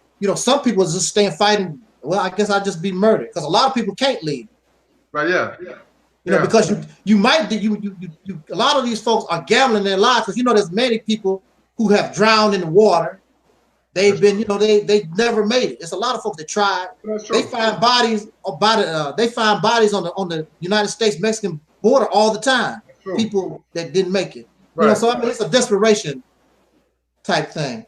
But what we wanted, what we was talking about though is this African thing. He was telling me what Malcolm said. Well, first of all, I don't follow Malcolm. I admire Malcolm for what he done and what he stood for. Okay. As far as his philosophy, remember Malcolm was a follower of Elijah Muhammad. Right. Then he left Elijah Muhammad and started looking at this Orthodox Islam stuff.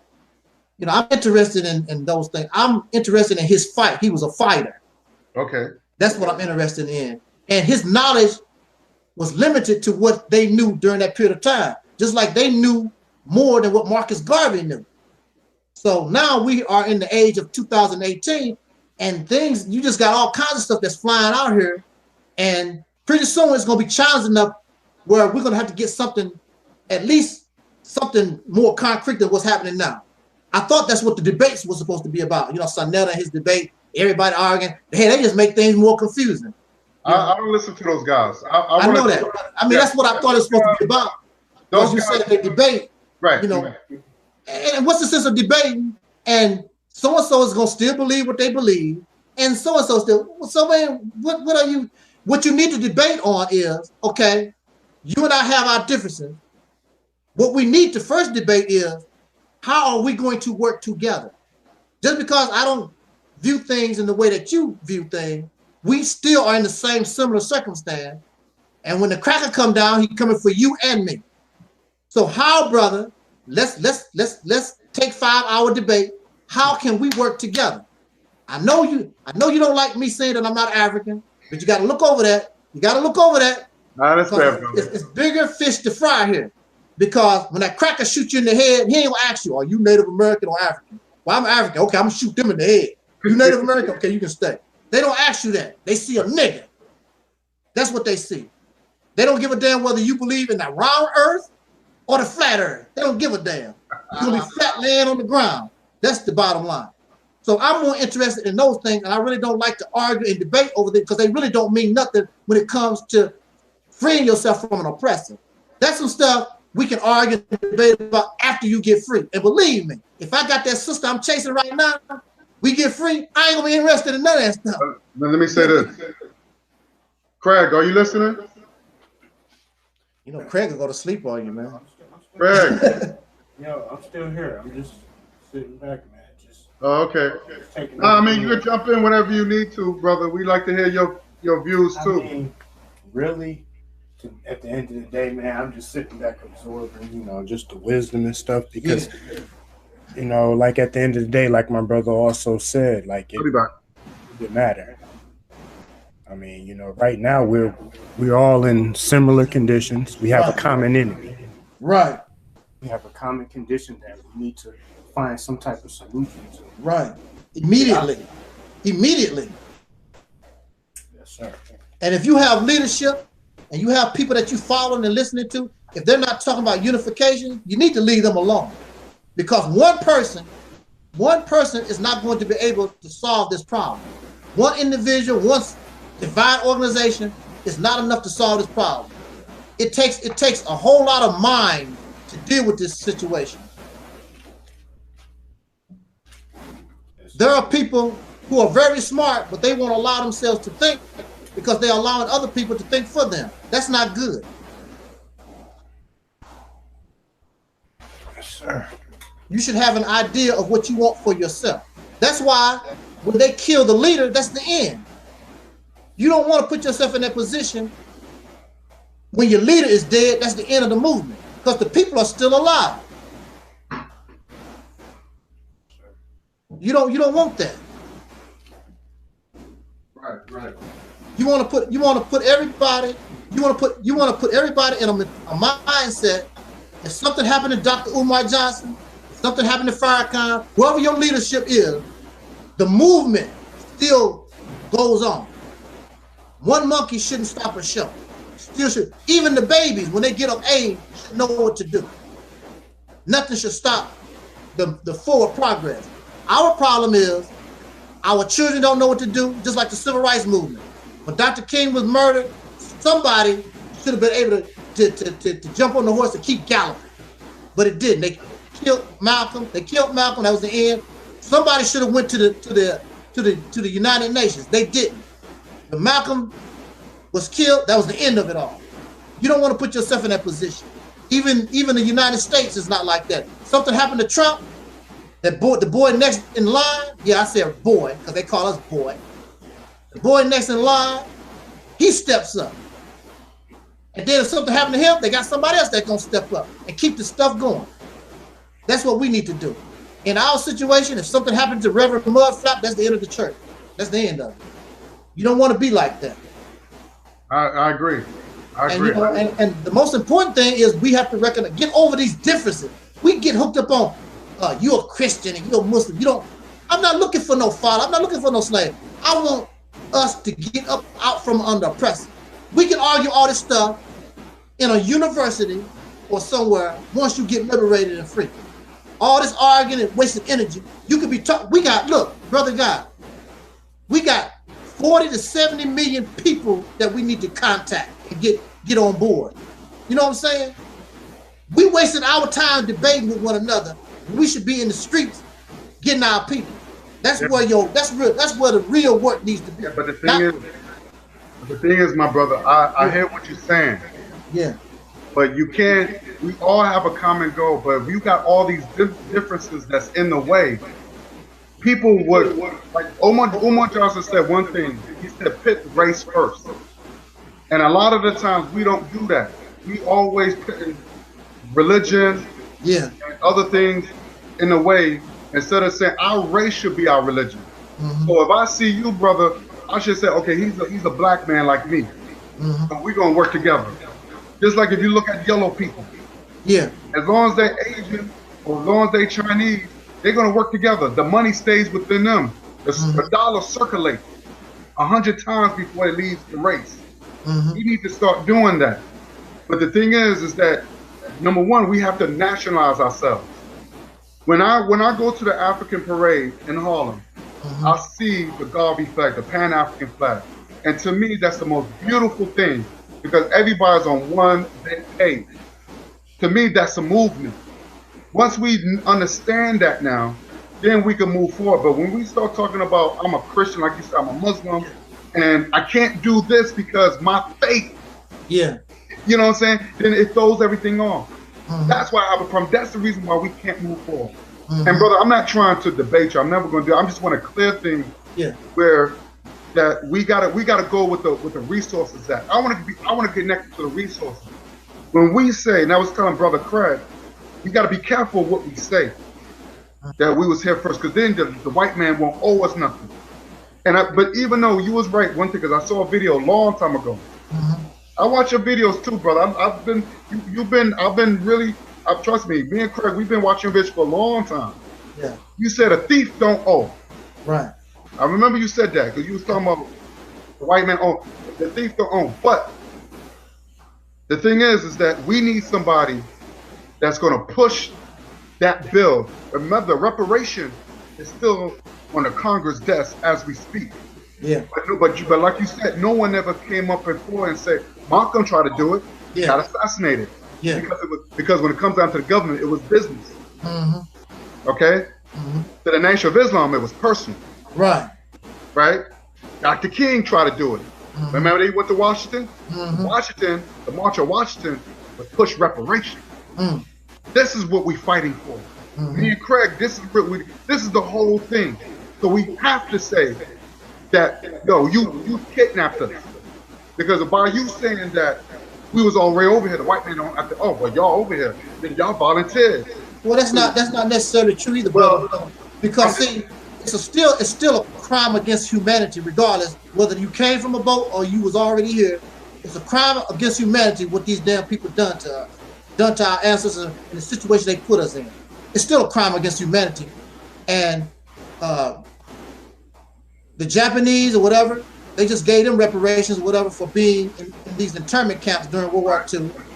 They just gave reparations to some people in South America. White Jews. Whatever. Yeah, but it's still a crime against humanity. And no matter whether we came on a boat or we was already here, it's still the same thing. You still a victim of a crime. Right, but what I'm saying is so it don't make no difference. But what I'm saying is that this is what I'm hearing from white people now. Yeah. You know what I'm saying? That these so-called extremist Republicans, these white European Republicans, that's what they're saying now, that most of us wasn't enslaved. We volunteered to work for free and stuff like that. So I'm just saying, no. Where's the evidence of them of they said they volunteered to work? Give who that? I'm gonna say that because this is what I heard in a podcast. And I heard a podcast. They said this. So I'm not disagreeing with you, but I'm just saying we gotta be careful what we say, because they will use that and turn around and say, well, we don't owe you nothing then. And they can say, well, but as long as we keep saying, you kidnapped us. We did not want to come here. You kidnapped us. Then we gonna make them feel guilty. We gotta make them feel. We gotta continue making them feel guilty. How you going to make a murderer feel guilty? You know, how you gonna make a thief? You know, I was locked up with people like that. I was locked up with thieves and rapists and pedophiles. How do you make them feel guilty? Out of all of them that I was around, I never seen none of them. It's very few of them had any remorse. You know, there was a robber, there was a pedophile, it was a cracker in there. He molested his niece. And don't you know his people had the nerve because to bring the niece to come visit that thing. I'm like, what the hell is their damn problem? And she was shivering and scared of him and everything. I said, why are they bringing this child here? She was a child.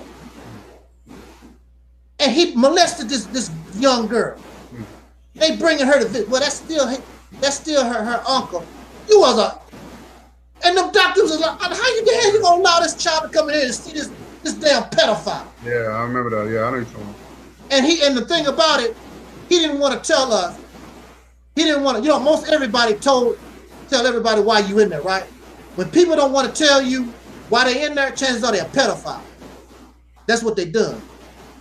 And it's none of your business, it's private. Oh, it turned out he's a damn. I said, man, ain't nothing in this place private. Hell, I found out what people was doing upstairs. I don't never go upstairs. But you know, especially when Negroes is around, they gossip and next thing you know everybody did. And we found out he was a damn pedophile. The thing is, that's true. But the thing is, you got some white people. They are tired of hearing that. They are tired of hearing slavery. They're tired of seeing the movies. So at some point, they're going to end up giving up. I'm gonna say this: they was the ones who helped push to abolish slavery. Because black people were carrying up their shit. You know what I'm saying? With the uprising, there were white people getting killed. There's a lot of stories about that during slavery. You had the Nat Turner, but he wasn't the only black man was doing that. You know, you had a lot of uprisings. Plantation would be burnt down, especially in Jamaica and some parts in Haiti. So at some point, when you start ruining their money, that's when they're going to be like, okay, we need to give them whatever they want. I'm gonna give you a perfect example. I was watching this documentary with the KKK. This white man, this KKK, you can't get more racist than the KKK. He said, I think we should just give black people what they want. Give them their own state. Now, didn't Malcolm said that? Didn't Malcolm said, let's have to give us our own state? And here's a white man said the same thing. He said, give them their own state. We'll give them whatever they need, so we don't have to mix race with them. So they're tired. They're getting word. I see it. So at some point, they have to say, okay, we give up. Give them reparations, so they can leave us alone. Because they got everything. They got everything. Some white people don't want them in their neighborhood. They don't want us in their neighborhood. So we try to fight. We letting white people know, look, I want a better life too, but I don't have no resources. But with the low resources, I want to live in a nice neighborhood too. But you got the best of everything. We want nice shit too. So that's what I'm saying. We are fighting for that. Yes, Africa got a lot of resources. The cell phone that works is from Africa. The mineral that make the cell phone work. Yeah. I want that. This is the reason why we gotta get connected to Africa. You know what I'm saying? We gotta do it because everybody else is doing it that don't look like and getting rich and getting wealthy.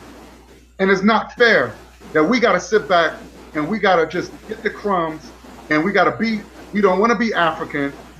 We gotta be, because the Israelites, the stupid ass Israelites, not all of them, because some of them do embrace Africa, but some of them don't.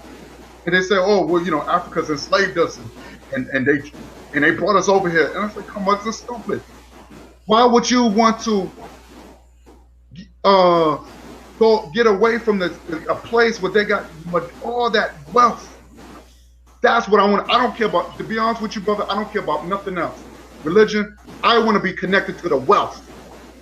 This is our mind. We got to get black capital. Well, that's what I'm doing. I'll tell you this. See, me, I don't want to be like my oppressor. And when I hear people talk about the resources of Africa, you know, you're living a detrimental way of life right now. You want to continue, you want to live like the oppressor. You know, you want to drive these cars and have these cell phones. These cell phones and these cars and the life that we're living is poisoning this planet. The more cars, the more cell phones, the more this technology is good while it is in use. But what happens to all these rubber tires? What happens to all these poisonous metals that they put in these cell phones when you don't have no use for them? Where are they going?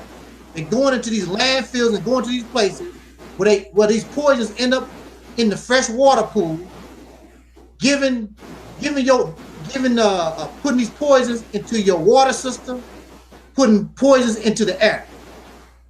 This lifestyle, period, is not going to work. You know, we want to continue to live like the way our oppressor has us living. And remember, these resources that you're talking about, they will be here during our lifetime, but eventually they will run out. Africa is the last, is the end.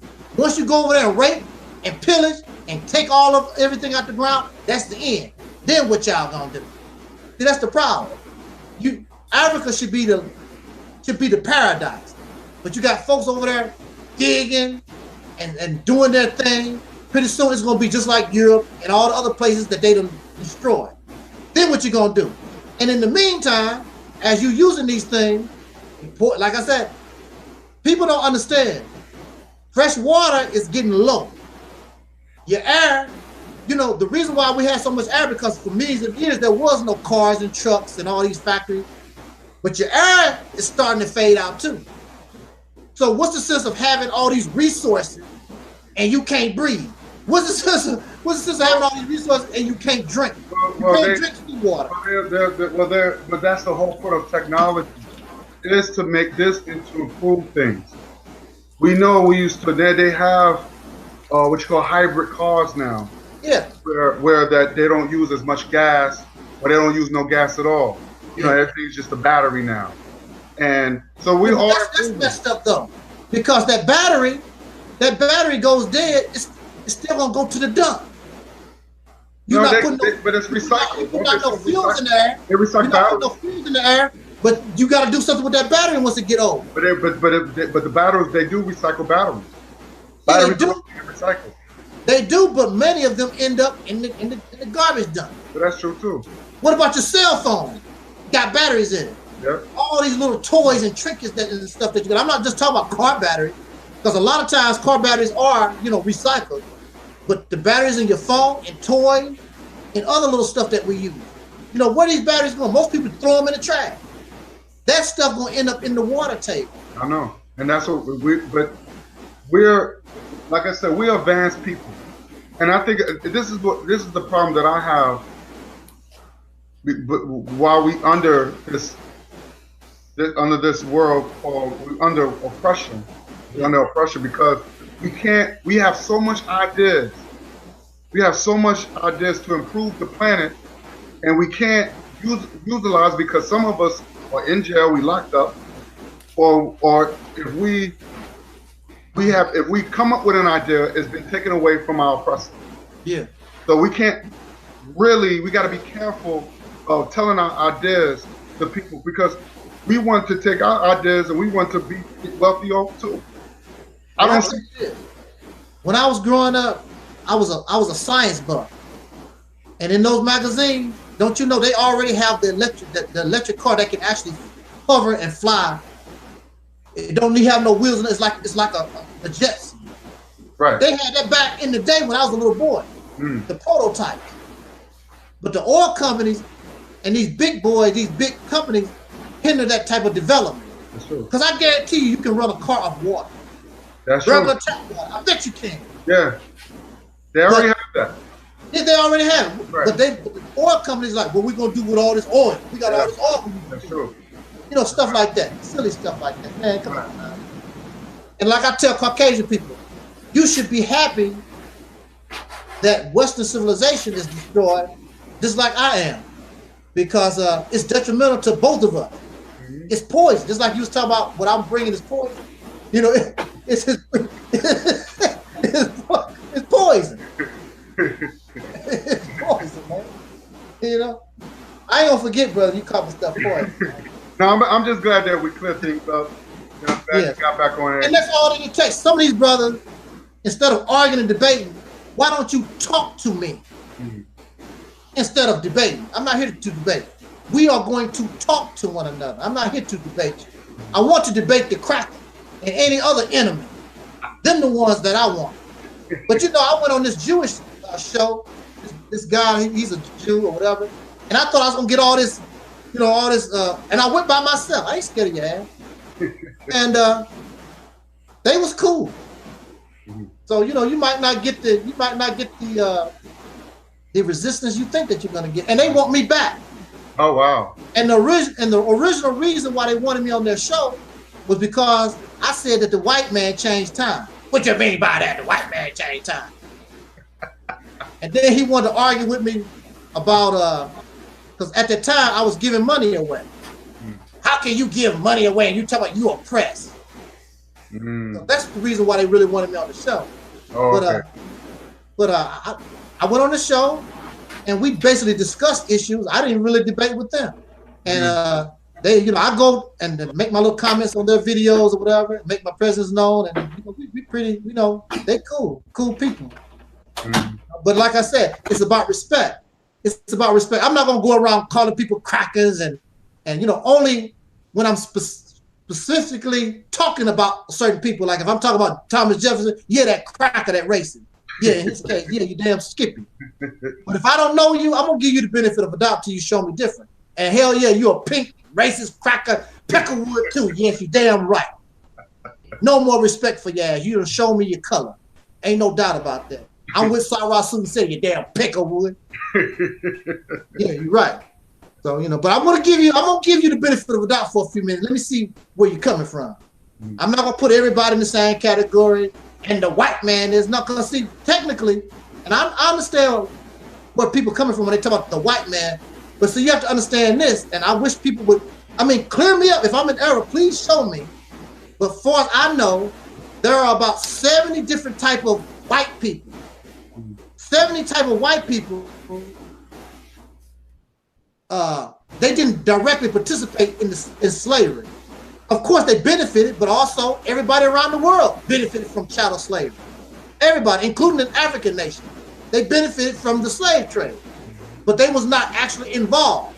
My enemy is this American bastard, because I know he was involved in it. All these other, that's why I can't just say the white man. I'm gonna tell you, no, this American cracker, they had slavery in Britain or whatever. That's not my concern. My people was not a slave in Britain or anywhere else on this planet. I'm talking about the American Peckerwood cracker right here. Him, these suckers. And the ones that smile in your face and stab you in the back, the ones that pretend that they like you in America. I said, how can racism exist? Because they agree that racism is still alive and well. Racism cannot exist unless there's a power to back it up. So how can all of you guys talk about, I'm not a racist, but racism still exists and has power? Somebody got to be giving it some damn power. Right. And then every time you turn around, they be talking, they forgot the mic was still on and you would catch them. God damn, niggers, this and, see? But that's how they are anyway. Anybody with common sense know that they are talking behind your back. That's why we catching the hell that we catch, because it's impossible. If all of them are good people, how the hell can we continue to catch the hell that we're catching due to racism? But that's what I like about what Sister Soldier says when she was on Donahue. And she said, she was like, Donahue was like, oh, there's no good white people. She was like, well, where they at? Show me one good white people. Show me any good white people that you're talking about. Show me one. And because you can't be talking about all these good white people and we still going through hell. Right. Black people are still getting gunned down. Right. And we still been, incarcerated like in hundreds. Yeah.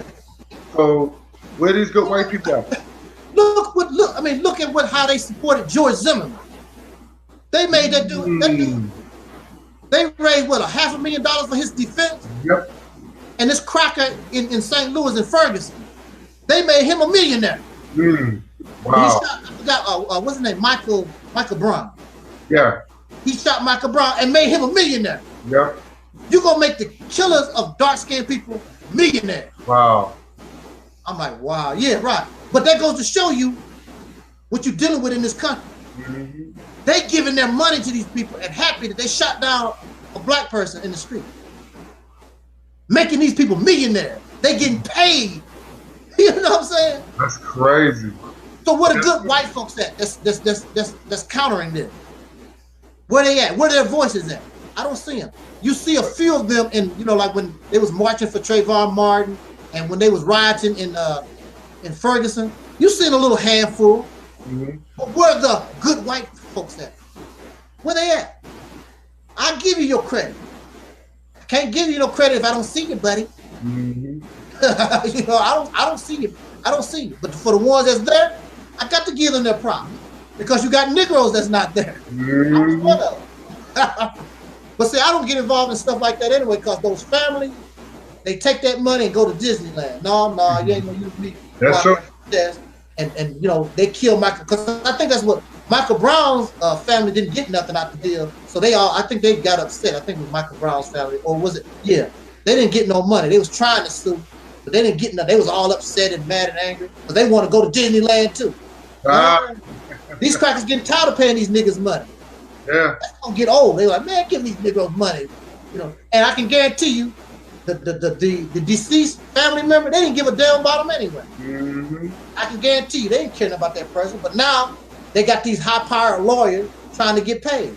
Oh, he was the most beautiful person in the world. And I just loved him. He'll be missed by many. How much money is that worth? You know? Yeah. No, you ain't gonna get me covered. It is sad because I know who that sister was. The reason why I stopped getting involved in that stuff, her name was Tawana Brawley. Mm. She was the one. She was the one that said that district attorney urinated on her and took a dump on her. Yeah, I know you're talking about. And then the information started coming to the surface. It was a damn outright hoax. It was a damn lie. I remember that. Time was on it.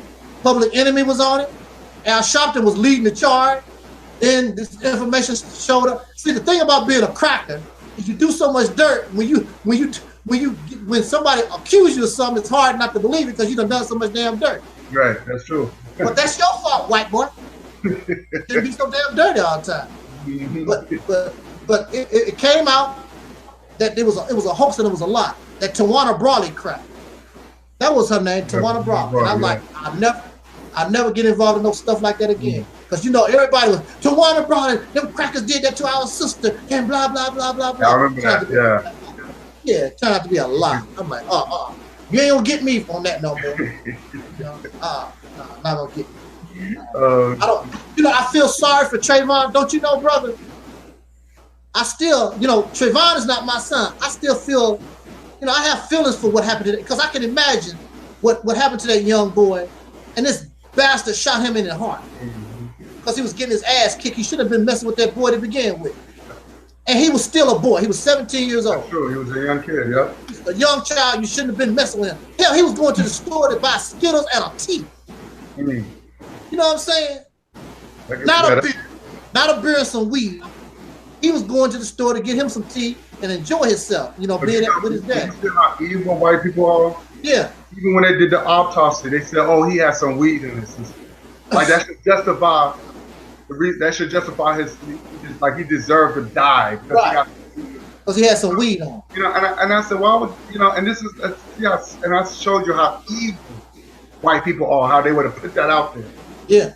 Like, well, he had weed in this. It's like, so what if he did? That doesn't, you know, it doesn't take George Zimmerman off the hook. Right, it don't. And that sucker should have been convicted. Actually, he should have been. Actually, somebody should have shot his ass a long time ago. I'm still waiting for something, because like I said, I would do it. I'll kill him. If I have an opportunity, I'll kill his ass. I just stay in the cut. Okay, Joy. Cool. Mm-hmm. All right, Joy. If it was a gun carrying state, and I said, I stood my ground. You know, yeah. I'll do the same thing. You know, remember how Bodie was though? Remember how Bodie was trying to auction off the gun that he killed Trayvon? Like, wow. You gotta put $250,000 for that. Oh, that was just unbelievable. I thought that was a hoax at first. Like, I just couldn't believe that he would actually do that. It was crazy. I'm thinking about his father. How can okay, you let the man slide. Okay, he got off. But then this sucker come on, talk about, I'm gonna auction the gun off that killed my son. You don't ask for it now, dude. Right. You don't ask for it. But his father and relatives, ain't nobody, you know. I guess Disneyland is a hellified place to go to, man. You just get, woo, Mickey Mouse. Hey, how you doing, Trayvon Martin, Daddy? Must be a hellified thing to go to Disneyland. You know, I went to Disneyland one time, but I was lost. I was driving a truck and went down there. I was in Florida, the one in Florida, and got lost and ended up down by Disneyland. That's the closest I ever came to Disneyland. It must be a hell of a odd place. Disneyland versus my son. Oh no, somebody got to pay, y'all. You know, I just can't. I know with me, especially if that's your only son, that would really ain't no money can replace that. Ain't no money can replace that. No. They can give me all the money in the world. I'm still gonna fight. They're gonna hear from me. They're gonna hear from me sooner or later. I'll be in the cut. You know, I'm the kind of person that's patient. Might be 10 years from now. I can be in the cut. But see, I think that's in the contract. Where that they give you a certain amount of money, but you can't bring it up no more. You can't talk about it anymore. And I think that's the reason why you don't hear about it no more. Once they get paid, that's it. You don't hear about it. Because there's no way in hell. Look what happened to Tamir Rice. The 12-year-old boy got killed by two police officers. Or John Crawford, who was just in Walmart playing with a toy gun and they shot him. And you hear about these horrible stories about they kill these young brothers and there's no action. There's no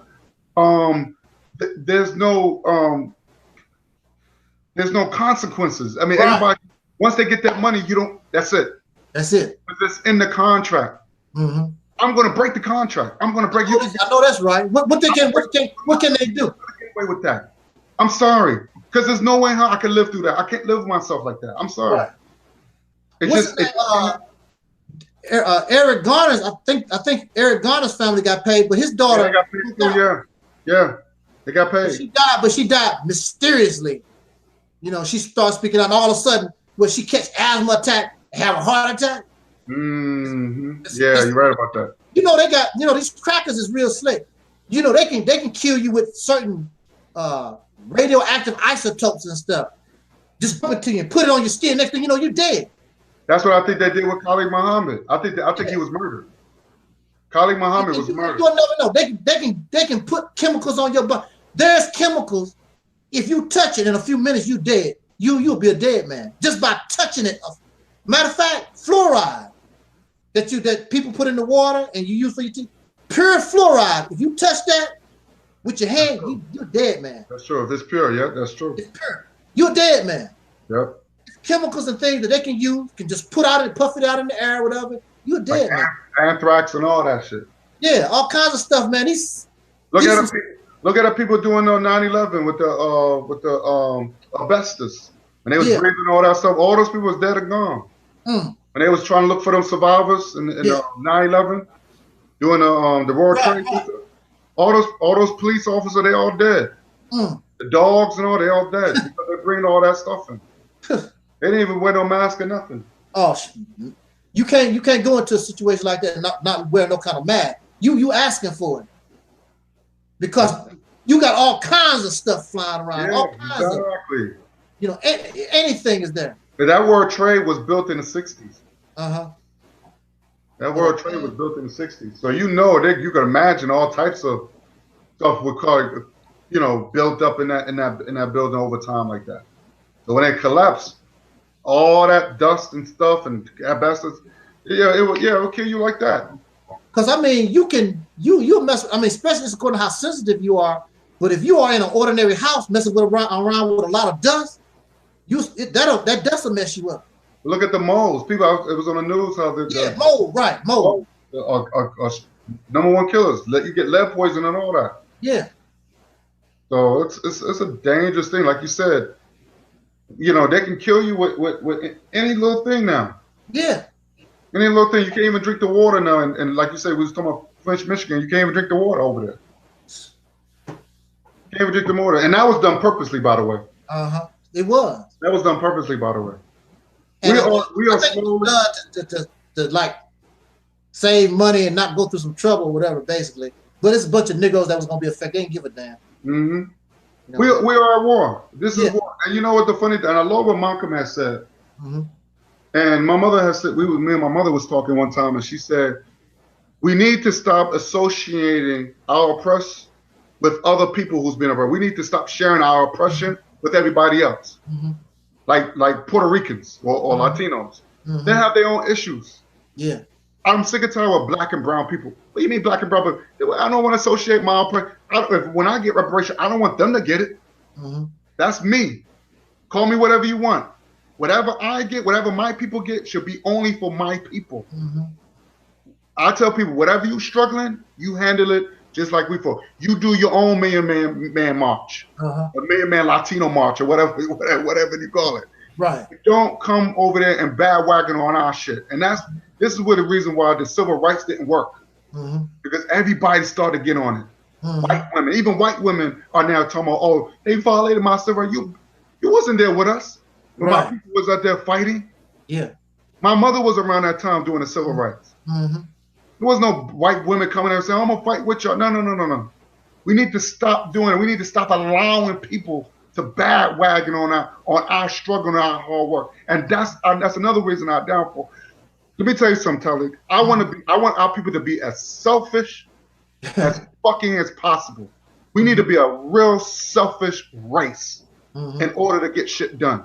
We need to stop feeling sorry from brown people, yellow people who don't really give a fuck about us. Let's be realistic. Malcolm X said one thing. He had a debate. He had said something. I'm so glad he said that. He was so ahead of his time, brother. And even Craig will vouch for me.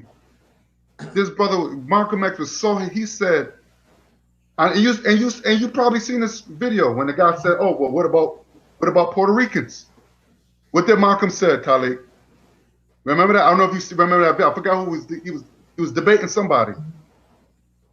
He said, "Oh, but Puerto Ricans is not the one getting lynched." He said, "Our people getting lynched." He said, "The Puerto Ricans are out there getting lynched and being." He said, "Our people are dying, not no fucking Puerto Ricans." And I was so glad. I said, "Wow." He said this in the early '60s, and we still, when we talk about issue, oh, black and brown people. What do you mean black? No. We have our own struggles. Latinos, they choose to come here. We didn't choose to come here. So that's what I'm saying. We need to stick to that, because that's our way of getting ahead. And the government, they know this. And more that we activate the government, I'm going to tell you something, Tyler, I love it. I'd rather die believing that, even though I wasn't there.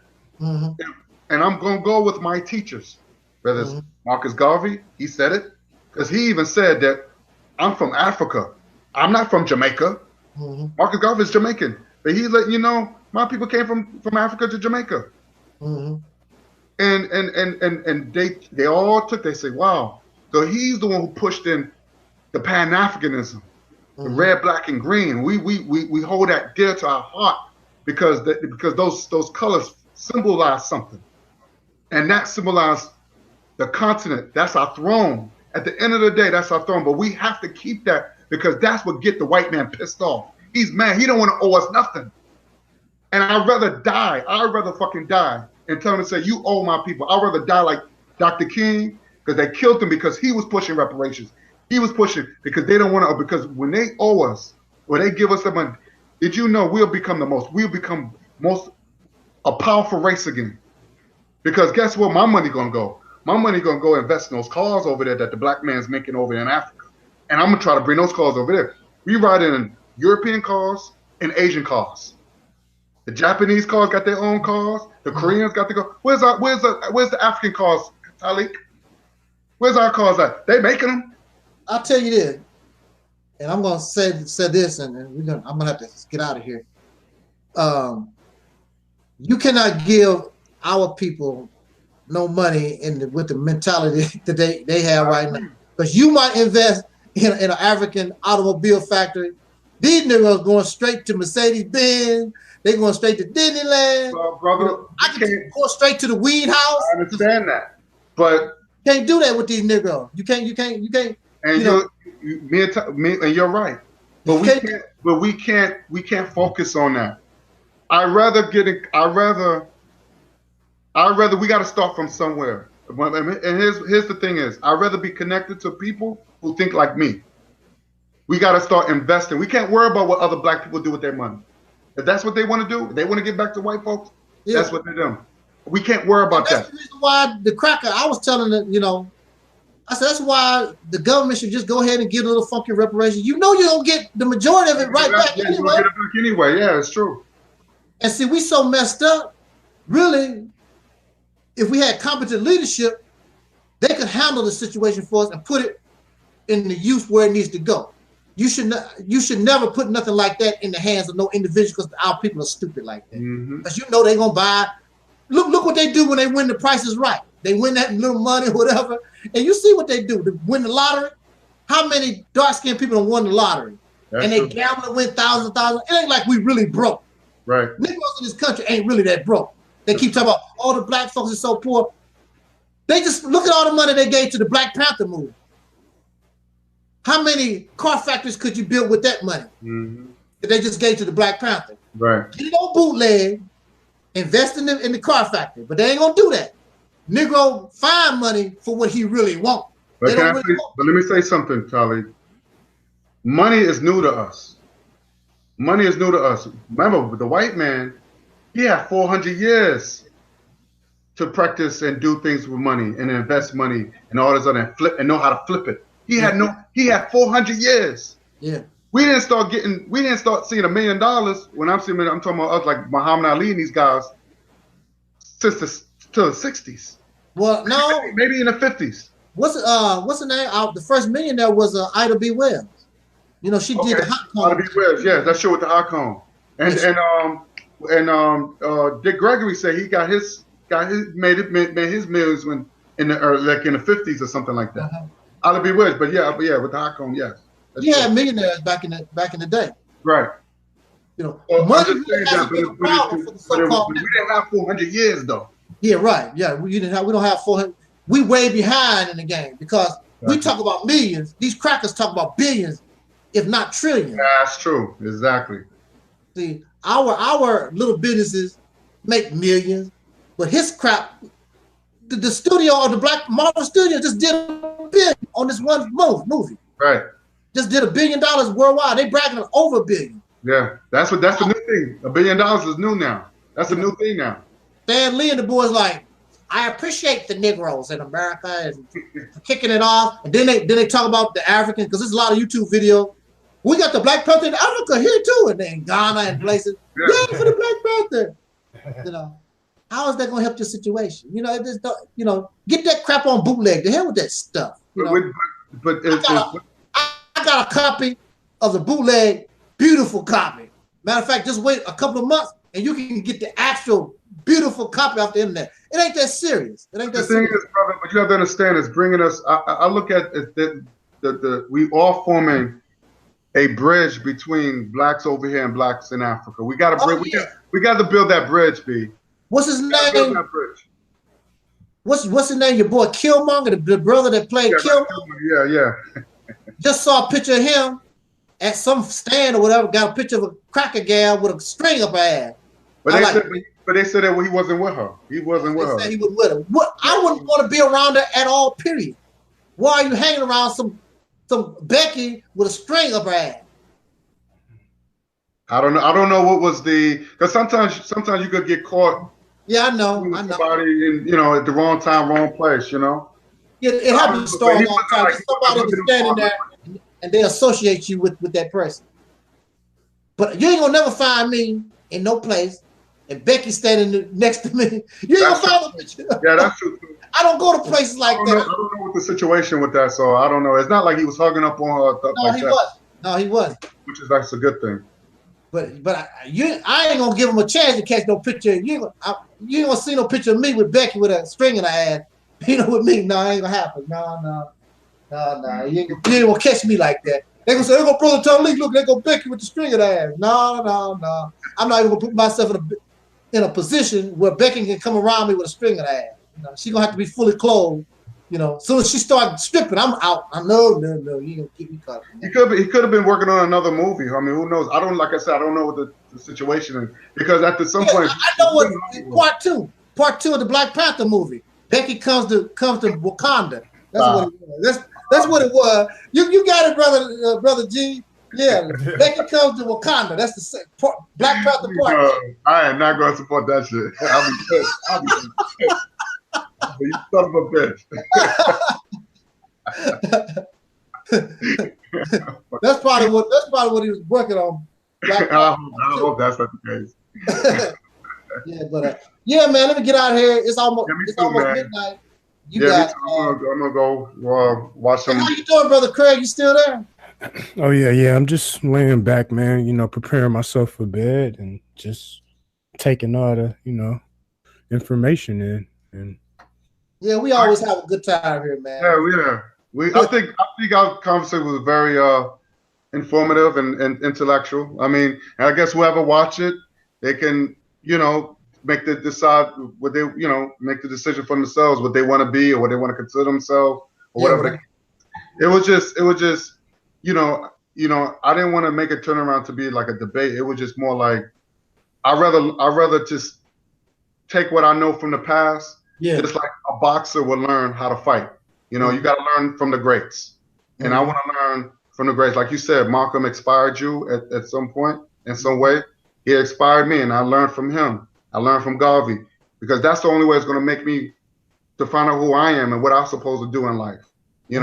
And like you said, I can take their knowledge and do something and go and just go another way. Remember, it's more than one way to win a war. Yeah. And maybe I can't do what Malcolm did. Maybe I could go another way. But I got to take their teachings and learn from it. Right. And yeah, I let white men know, yeah, I'm African. I'm from Africa. This is my culture. And they'd be shocked. They'd be like, wow. I said, yeah. Like I was telling you about the Asian guy I was telling. I don't know if you remember. He was trying to say, oh, we know Kung Fu. And Kung Fu came from Asia. I said, no, not the Walls and Kemet. We did that. And I showed him the picture. He was like, wow. What year? I said, this, you talking about 5,000 years ago. Y'all just now learning this, what, 2,000 years? You didn't learn the Kung Fu. You see this in the war. It wasn't no yellow people doing that. That's black people. Well, I tell you this, the Chinese make some hellified Kung Fu movies. I ain't seen nobody come to the point where they make movies better than the Chinese when it comes to Kung Fu. I'm a big Michael Jai White fan. Yeah. And he's one hell of a fighter. And you can tell he's a natural. Look at Wesley Snipes. You can't get no brother could fight. And but I don't know. I don't know. I guess I'm just guys. They just it's not natural. Don't get me wrong. They make some good. Bruce Lee makes some good movies. I like Bruce Lee. Yeah. But the brothers, they got it down. I'd rather watch my people. They know how to do it, and it's natural. I like Jim Kelly. I was a Jim Kelly fan. Jim Kelly, another one. Matter of fact, if it wasn't for Bruce Lee, I wouldn't even know nothing about Jim Kelly. He put him in that movie. That's true too. He put him in that movie, Enter the Dragon. What's that guy? Billy? Was the other guy Billy something? There was another guy, another Kung Fu guy. Go way back. His name is Billy something. I don't know. What's his name? It's Billy Blanks or whatever. Billy Blanks or something like that. That's that exercise guy. Billy no, Blanks. he was a Kung Fu movies. He was a Kung Fu. Yeah, he was. Then he did when he got older. That's when he did the exercise. Oh, was it? Okay, I didn't know. Yeah. Okay. Yeah. I didn't know that. But I don't know. Bruce Lee just was my guy, man. In the 70s when I was a child, when Bruce Lee came out, that's all it was about. Bruce Lee. Bruce Lee was the man. They stole everything from black people. They stole everything. Remember he was hopping around. He said for Muhammad Ali. Even Muhammad Ali said all that. I mean, he said he wanted to box Muhammad Ali. Never got the chance. So they took everything from us. He got to stop. But I don't. When people talk about we stealing something, admiring somebody for what they do don't necessarily mean we stealing. You doing something, whatever, don't mean that I'm stealing from you. I like the way that he do that. I want to. The thing is, they don't give us the credit. I've never heard Asian people say, "Oh, we learned this from black people." Well, maybe they don't know. Maybe they don't know. Maybe just like you said, you taught that guy. He's like, hell, that's the first time they knew about. They don't know. But like Craig said before, they said they just as brainwashed too. Right. Absolutely. So, Europeans, they brainwashed too. If you keep saying, "Oh, you superior," and you create everything, you will grow up and thinking that white create everything. Right. Absolutely. And then you would tell black people, oh, you didn't create nothing. Y'all savages. You was born a slave. Yeah. You know, and you have black people actually believe in that. Yeah. So yeah, I'm gonna. Who I rather learn from? I don't want to be growing up believing that. Look at Malcolm X. He said that he'd been called a nigga so many times he thought that was his name. Right. When he realized he know the truth. Mm-hmm. So, and look what he did. He read books. He learned who he was. My thing also is, you know, I don't need to I don't need to reach 5,000 years ago, 2,000 years, 500 years ago. I'm proud of the accomplishments that my people done right here in the United States, coming from up out of a slave-like condition. Because we've done some amazing things, considering that's where we come from. But what did they learn? But they understand. What are they learning from? And what are they learning from? What are their teachers learning from? So at some point we got to find out what they learned. To me, it really don't make a whole lot of difference. It's the fact that they done what they done. They came straight out of slavery and actually was doing better than the cracker that was in the South. That's where the problem started.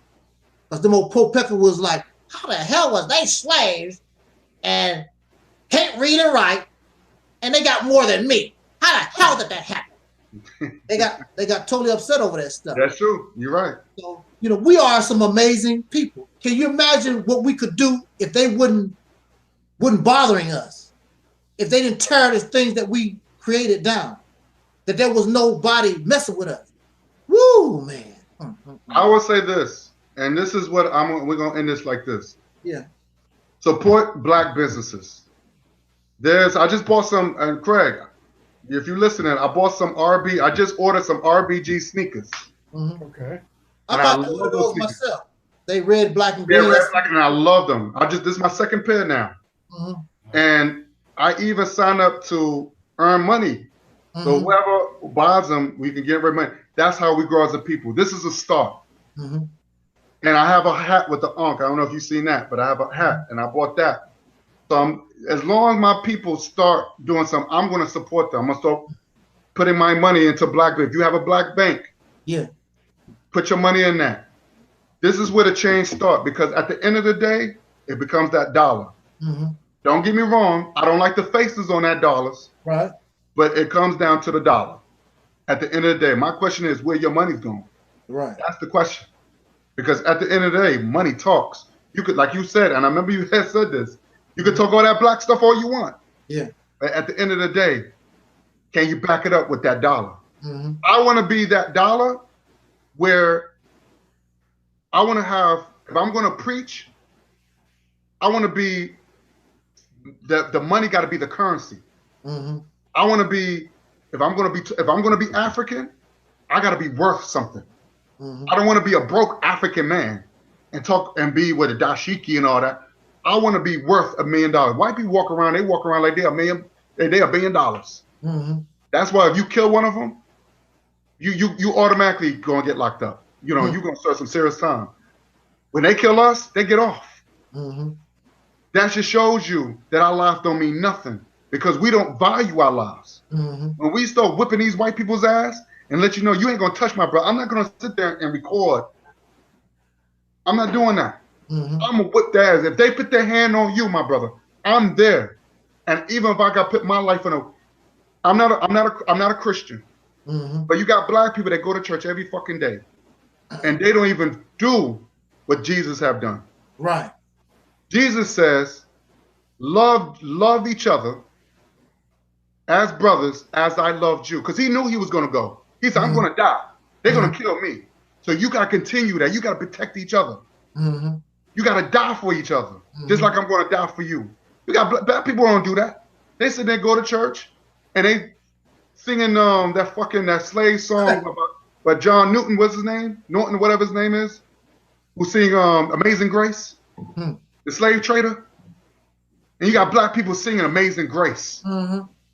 Amazing Grace. That's a slave trader. Mm-hmm.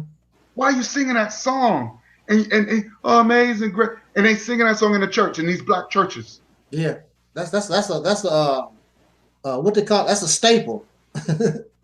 I think every church I ever been to sing that. And black people singing that, and that came from a slave trader, a evil white man. Mm-hmm. And We gotta.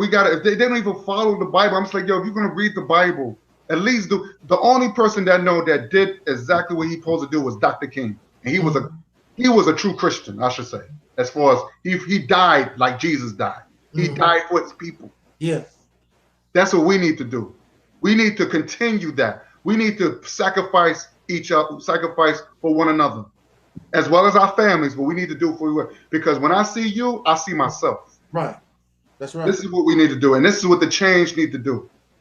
Right. I'm not saying we can't do what our people. We can't do what the Black Panthers did. They did what they did. They shot cops. They killed. They did what they. You got people right now out, political prisoners right now, still locked up. Yeah. So there's another way because times are changing. So we got to change with the times, but we cannot change who we are. We got to keep the movement. Our teachers have teachers. If they say that we African people, okay, fine. Let's roll with that. But let's go another way of fighting. That's all I'm saying. Okay, fine, but don't forget what they saying, which I proved to you that they, from Garvey, from Elijah Muhammad, from Malcolm, they say they African. So let's roll with that. It doesn't change who you are. It doesn't change Talik. You're gonna be you. You sit there, you do your videos, and you give your message. Right. But that's not gonna change who you are. If you don't want to, you wear the dashiki, but they're fine. But when other races look at you, they see an African man. Fine, roll with it. Roll. That's what I'm saying. Just roll with it. So at least we have a common goal. When we're talking about common goal, at least have a common goal. Because I can't associate with people who's not African. I can't. If you tell me you're not African, how can I associate with you? I'm not African. Guess what? That's the end of the association. That's the end of the association. But you represent. Because I'm not going to claim. You represent Pan-Africanism. You do represent. I'm not going to represent. I'm not going to represent Pan-Africanism because that's an idea that's the pen. not. The pen. You wore the pen. The Malcolm X. That's Pan-Africanism. You wore that. Right. So you rep it. No, I'm not going to. That's just a button that I display because of Malcolm's picture. Pan-Africanism is something that even those people on the continent don't give a damn about because they're not even trying to unite again. Here you got the Chinese, these crackers, coming to that continent, doing what they do, and these people so stupid, they would rather be destroyed rather than come together and deal with the modern day invaders because they don't.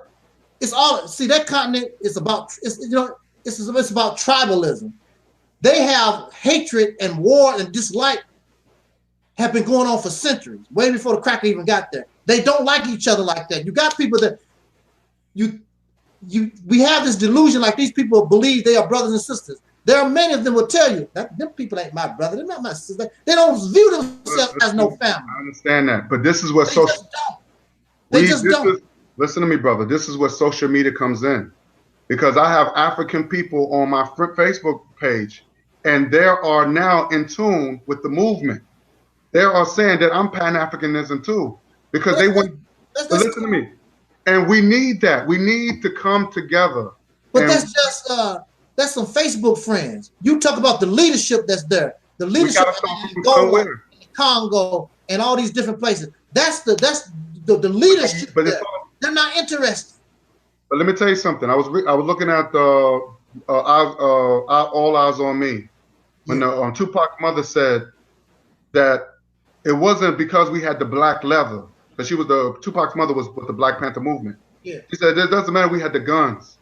It's that the reason why the government was mad at us because we was opening minds of our people. That's what the government don't want you to do. So when you get on social media, remember they said they locked you up because you was crazy. They thought you was crazy. You wasn't crazy. You was opening minds. So that's why they were willing to kill me. Either they're gonna kill you or they're gonna lock you up or they're gonna say you crazy. Because they opening minds. This is what we need to start doing. We got to open our minds and we got to put out. We got to walk the walk as well as talk the talk.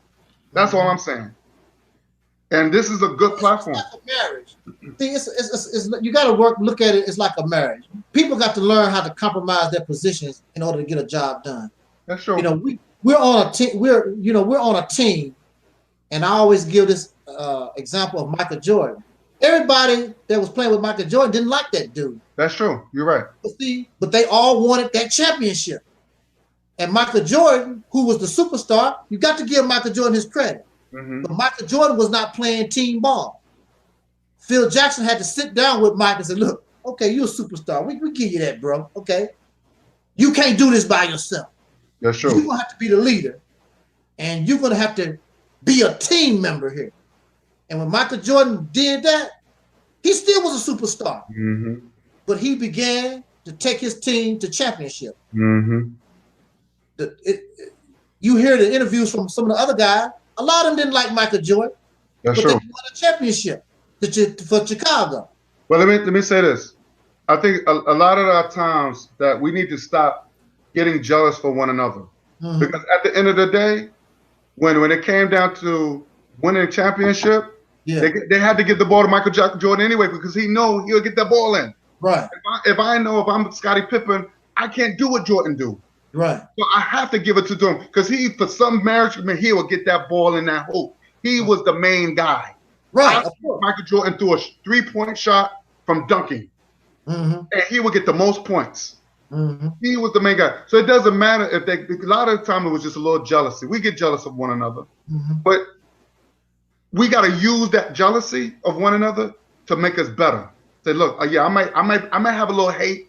Look, I'm hating on Talik, because he got some knowledge or whatever. But what can I do to be like this guy? And we need to take our little jealousy and work on that instead of just bringing you down. Like you said, they didn't bring Michael Jordan down. They didn't accidentally mess up the game so they won't win championship. Right. They worked with him, and they became better. Yeah. And when I talk about Michael Jordan, they had to get, like you said, they gave him his props. This man was amazing. I've heard him say. Yeah. And without him, we wouldn't get no rings. So we can be jealous of one another, but let's take that jealousy, work for our benefits. And jealousy is natural. But what we do, Talik, our people, we like crabs in a barrel. We bring each other down. We have you get fired off a job. And it's like, oh, it's just stupid shit. Yeah. And I said, why? I've been in situations where people want to fight me on a job. Yeah. And I'm like, are you serious? Instead of just working with me and learning from me so you could become better. Right. But they don't want to do that.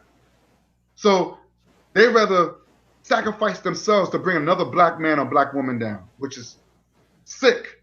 Well, I tell you, see, I talk about Minister Farrakhan all the time, but my problem, I don't have nothing. I keep telling these people, it ain't nothing personal. Minister Farrakhan is not a leader. He's not nobody to follow like that. Sure. I agree. He's a good teacher and he can hype you up, but he's not he's had 40 years to prove what type of leadership he. Matter of fact, his ultimate test was that Million Man March. And nothing came about it. Nothing. Sure. And then he turned around just recently and did the Justice or Else campaign. Nothing came about it. He done did the 3-year and the 5-year Muhammad economic program. I don't know how many times. Don't hear about it no more. He had the Blue Seas fish program. I love that fish. I don't know where the hell they got it from. I think it came from Peru. That was some bad fish. I don't know where they got it from. It just stopped. People in my neighborhood said, man, where the fish at? I said, I don't know.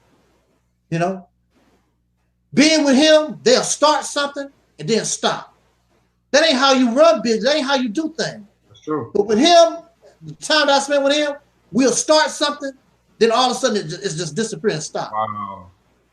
I said, he's not. The Million Man March was the first opportunity that we can rally around one leader. He was the only one able to come, and everybody was under this voice of Louis Farrakhan. And he didn't know what to do with it. Right. And then the Uncle Toms, they was laughing and joking, talking about him real bad on the radio. Next thing you know, Allah came to me and told me I got to take this tour. He getting the hell out of Dodge. Wow. He got tired of hearing them Negro, because I'm telling you, they was talking about him like a dog and laughing and giggling. Farrakhan had all those men, and he gonna talk about the damn dollar bill. I was there, and the brother's like, what the hell is he talking about? He gonna get a history of the dollar bill. We are here in Washington, D.C., and George Washington, the dollar bill, and he gave the science behind it. And we looking at each other. I hated that last march he did. That march should have been $1 million march. $1 million march, where everybody put their $1 million people put it down so he could create a business. That's what he should have done. Not no $1 million march, $1 million march. That's the march. I'm pretty sure he got at least $1 from every person that was there. According to him, he said he's worth $3 million. Yeah. He's Louis Farrakhan. He's a rich man. Yeah, but I'm like, okay, you've been around for 40 years. How many people that's been around 40 years with you, are they millionaires too? That's a good question. I can tell you my relatives that support him all these years, they ain't no millionaires. Matter of fact, they too old to send him the money they used to send him. Not everybody on these fixed income. Wow. They was giving bruh now they would allow me to borrow 1,000, right? And every few minutes, when you gonna pay my money back? When you gonna pay my money back? But with him, they give $1,000. Oh, the minister. Oh, he's just so great. He's wonderful. I had a relative paid $1,000 just so she could sit at the table and eat a bean pie with him. Oh, hell no. Oh, yeah. No. Yeah. That's then what happened at the dinner? What happened at the dinner? He'll say her name. Oh, the minister said my name. Do you hear that? Oh no. He knows me. Of course he knows you. He see you all the time in the early days of the nation building process. I used to see him all the time. Of course he know you. He said your name. So what? Wow. Hell, I was in the man's house. The Final Call newspaper, the original Final Call newspapers, came from a printing press in the basement of his house. That's where I was in the East St. Louis Temple, and we used to go to Chicago all the time. It's only 300 miles from St. Louis. Okay. We used to go there all the time, fix the cars, get the newspapers, all that kind of good stuff. So is it true? Is it true that they knock on your door for the money if you sell the newspapers? I've heard stories. It never happened. Back in the day, I heard in the 60s, during Elijah Muhammad time, Malcolm time, I heard them Negroes did. Yeah. That's what I've heard too. Yeah. Now I heard from some brothers in my time. Brothers told they got beat up for some reasons or whatever. Oh. But in my temple, I never heard of nothing like that. I can't say that in my temple. Oh, okay. After I left the nation, it was a different deal because I was still wearing my FOI pin. Oh, okay. I would go visit the temple, and brother said, "You ain't in the temple, but you got an FOI pin." I said, "Cause I paid for it, nigga." That's the reason why I'm wearing this pin. That's the reason why. Well, you shouldn't be wearing a pin. I said, "Why shouldn't I? Paid the money for it. The temple, the nation didn't give me nothing. the temple. Now, if the nation gave me my pin, I'll take it off and say, here you go. I bought this pen. And I bought it by selling the Final Call. I got all my little Final Call money, turned it in, and I was able to get this pen. It's mine. I earned it. Well, I think we should take it for us. Well, I guess we finna throw down up in here then, because it ain't happening with me. Right. Dude talking about taking my pen. Are you crazy? They bugging. Yeah, they bugging. Here I am. I'm not in the temple. I'm still bringing visitors. I'm still coming there buying Final Calls, buying bean pies. I'm bringing visitors. They listen to your Islam crap. I'm still doing it. And then so I got a quick. Let me ask this question before you go off, since you mentioned the Final. No, I'm sorry. Before this program goes off, since you mentioned the Final Call, since I bought a lot of them. So, do the sellers, the people who sell those magazines, do they get a percentage of that money, or does it go directly to just the nation? Yeah, when you when I used to sell it for $1, you get a quarter for every paper you sell. I used to sell some hellified papers though, man. That quarter was stacking up pretty quick. Yeah, I did not. But see, I sell my papers to anybody. I go downtown where the crackers live, working and whatever, and Final Call. Hell, we buy their newspapers, the St. Louis Post-Dispatch and New York Post. I said, how come they can't buy our paper? It ain't meant for them. I don't give a damn about that, man. I want the damn dollar. And go get me some more paper. You run around here talking about what you ain't gonna sell, and a lot of them brothers had their damn papers in the back of their car. And they would pay for their papers from out of their money they work. They get from white men from work. Okay, for an example, like if a paper costs $1 and I am gracious enough to give 5, so the seller gets to keep the donation, the extra money as well. You get a quarter for each paper that you sell. The paper costs $1, you get a quarter. No, but I mean, sometimes when I buy papers, I'll just give them like $5, like a $5 bill or something. But I guess the brothers are keeping. Oh, okay. I didn't know how that. I thought all that money went back to the nation. No, I guess the brother keep it. If he want to donate it, I guess he could. Only thing, he's responsible for the newspaper. Anything he get extra, that's his. Yeah. Okay. All right. Cool. Wow. Yeah. And I got that money too. You know, people give you more than $1. You know, stuff like that. You know, but I used to be out there hustling and doing my thing. I don't see brothers. I mean, I see them out there a lot, but not like the way it was when I was doing music. Yeah, there used to be a lot in the 90s, but now I don't know what happened. I think the business is slow now.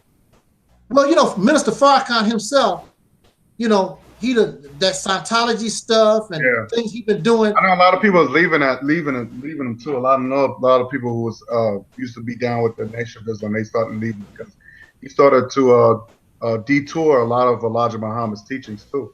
Yeah, I mean, but he can talk for 4 hours, and very, very little do he give reference to Elijah Muhammad.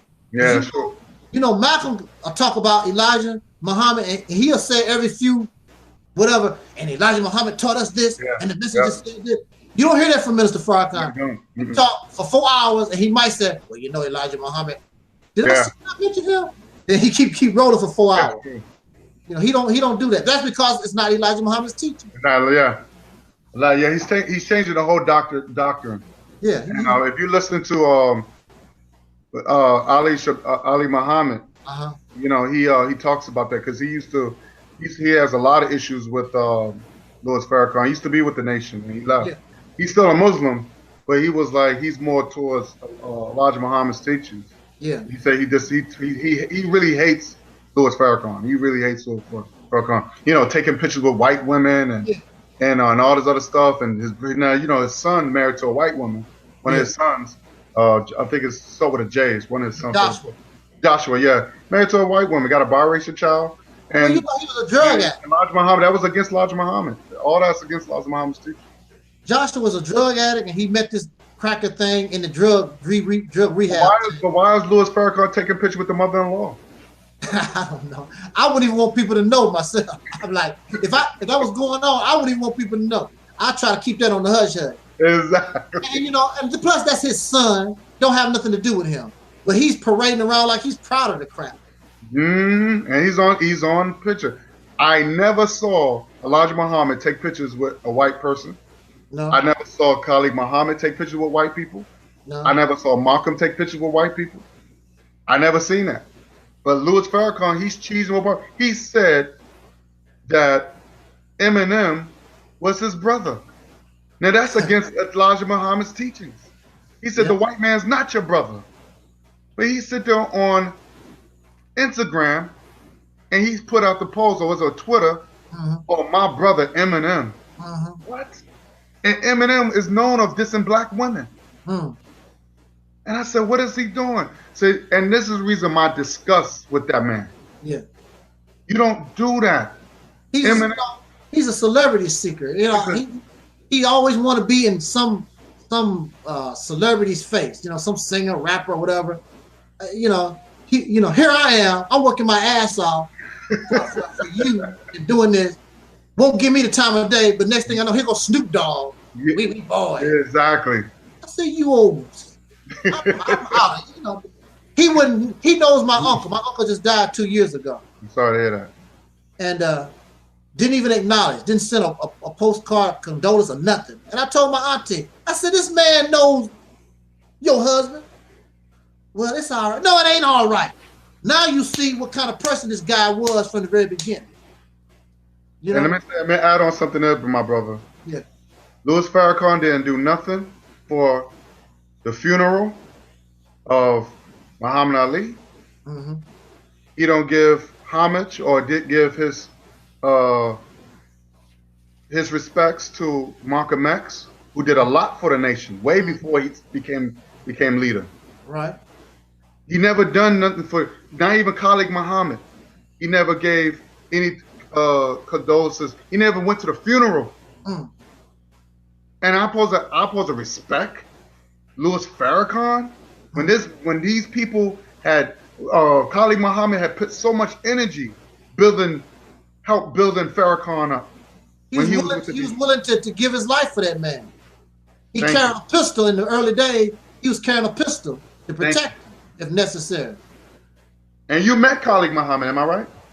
I met him very briefly when he was Harold X.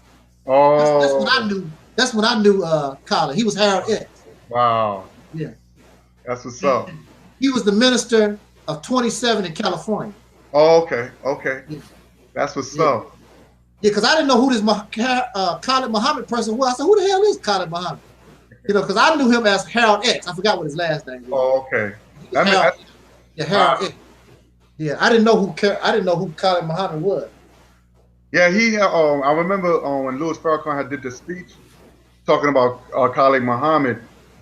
He didn't like the fact that Khalid Muhammad wore a Malcolm X pen. That's how he noticed him. That's why he was like, and I think he was a little upset. So that's why he was trying to get him under his wing, like get him away from the whole Malcolm. Yeah. But Khalid Muhammad, he wanted to be like Malcolm so bad. He was like the new Malcolm in the 90s. Mm-hmm. You know, and he did the youth march and he went against Giuliani over. He was a powerful dude. So he couldn't handle. So Louis Farrakhan couldn't control him. So he kicked him out. Mm-hmm. So that's when he joined the new Black Panther Party. Because I heard that speech of King Khalid, I'm like, he ain't saying no more than what Minister Farrakhan said himself. Mm-hmm. Matter of fact, I heard Minister Farrakhan say worse. Then he gonna turn around and talk about Khalid. He didn't represent the nation. And I remember that. Yeah. By that time, I was totally out of the nation because I was totally out of the nation by 1990. Because I think King Khalid thing happened in 93 or 92 or something like that. Oh, okay. I was totally out. I was trying to hang. I was still hanging strong around 1980, 87, 88. I was still trying to hang. Okay. By 1990, I was like, I'm done. For real. And the only reason why I hung that long, because I was cool with it was a minister in Jackson, Mississippi. And I was living in Jackson, Mississippi at the time. Okay. And that brother didn't know the teaching. I said, man, how they make you minister and he didn't know the teaching. Wow. So actually, we became roommates and I would teach him the teaching. That's crazy. He didn't know, man. Because I was there, I'm like, that ain't Elijah Muhammad teaching. What are you doing? Well, no, brother. And I would show him. I said, I'm not going to just tell you. I'm going to grab the material and show you. No, brother, this is how it go. He had them brothers and sisters in Jackson all messed up because he didn't know, but he was the minister there. That's crazy. Yeah, but he was the minister.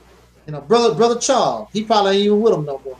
A lot of people. It's funny because it kind of, I'm just going to add on some of it. Malcolm said, they said Malcolm used to catch ministers eating bacon. Yeah.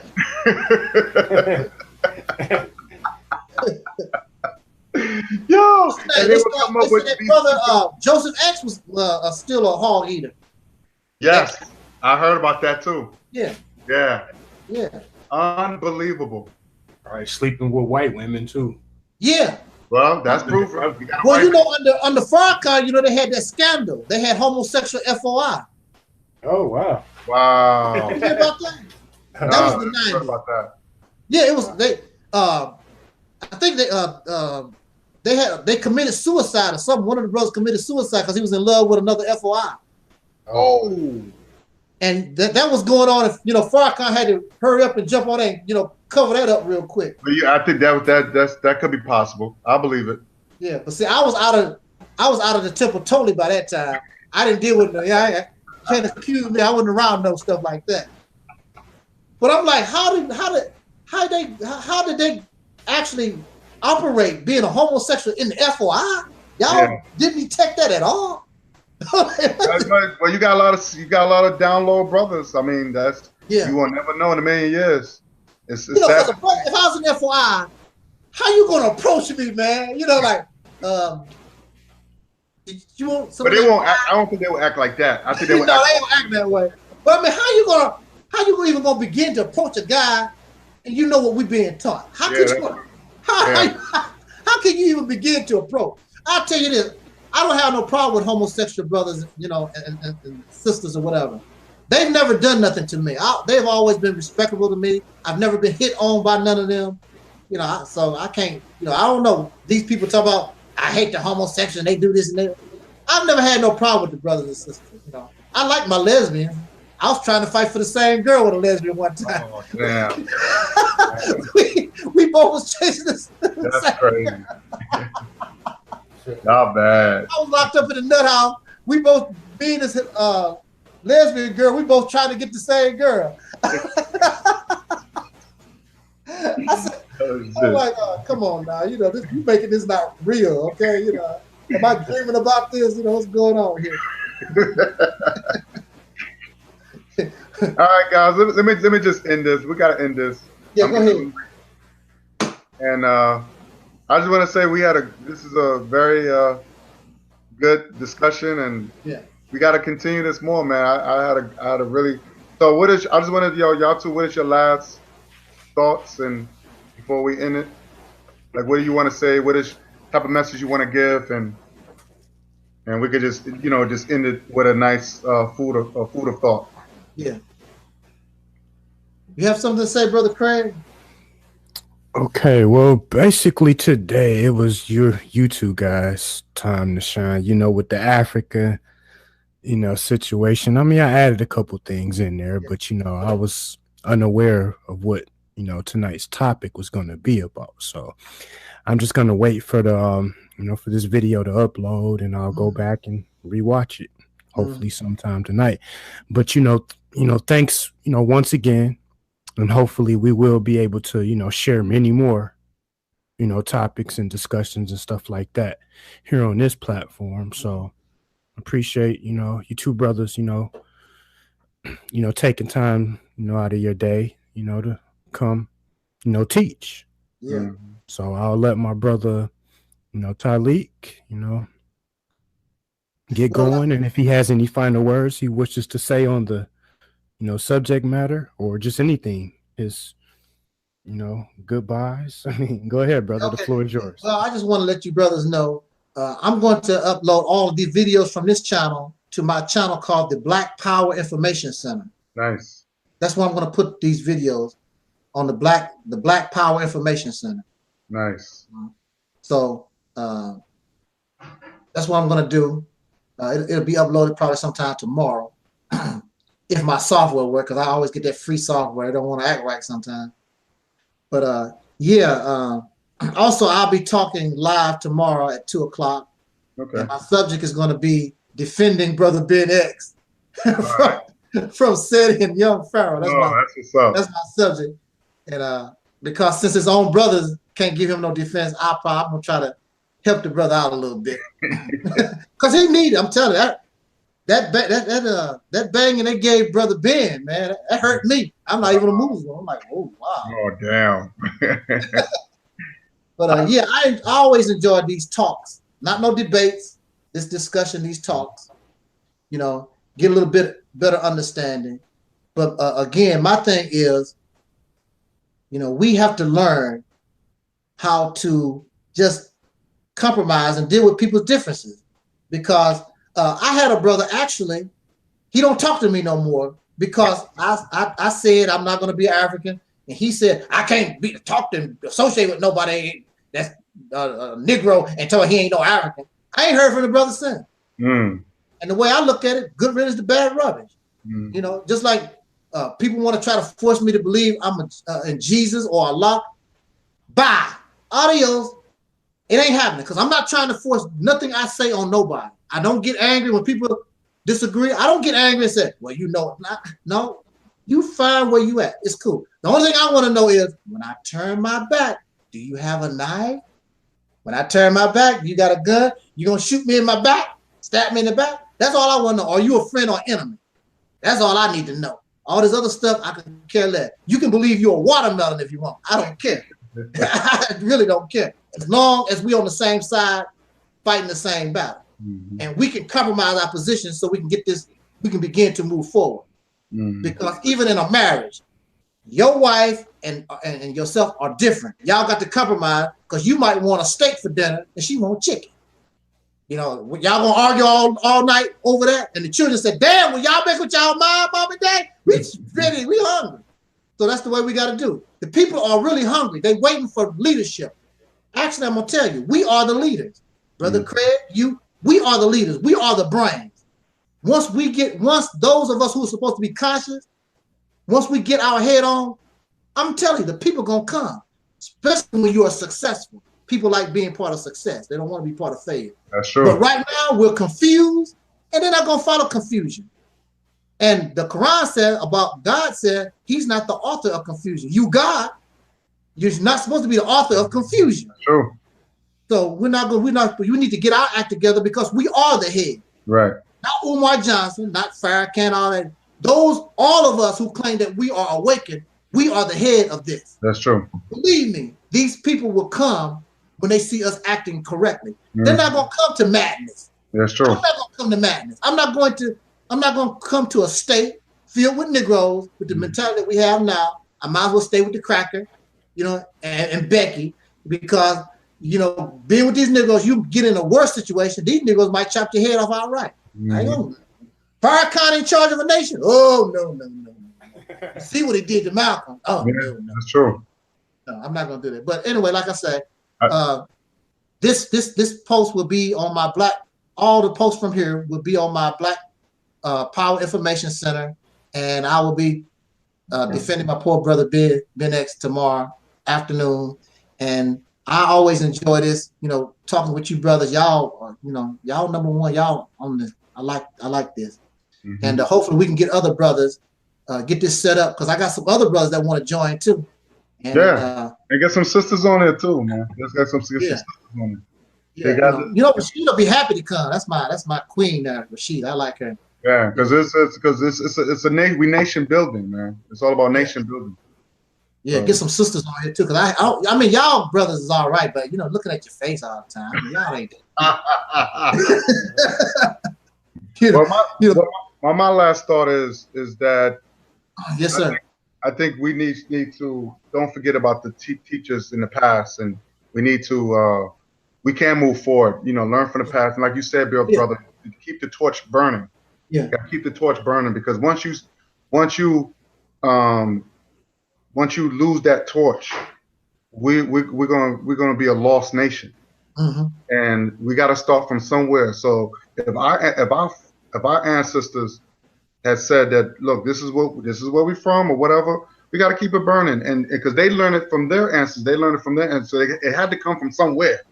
The reason why they talking about that. So that's what of my understanding and without the stuff that I read and stuff like that. So we got to keep the torch burning, and we just have to you know, change up our strategy. You know what I mean? And that's what it is. And we have to put our money where our mouth is. We could talk. Like you said, we could talk black. We could talk soul, brother, whatever. Right. Where's your dollar going? You know, who are you supporting? Because at the end of the day, if you keep supporting white folks, it's a losing battle. You're making them feel rich. You're making them still power, because power is money. Money is power. Right. In this world. In this world, exactly. And this is what we're facing. Yeah. So it's all about where our dollar's going, and we need to get it. And sometimes, yes, we need to fight for reparations. Me and Craig, this is always in our background. Reparations always in our mind. We need to push that, because our people died for that. The government is business with them, and if I have to die with that, then I'll die with that. If you know, and we need to put that out there, because everybody else got theirs. We need to get out. Right.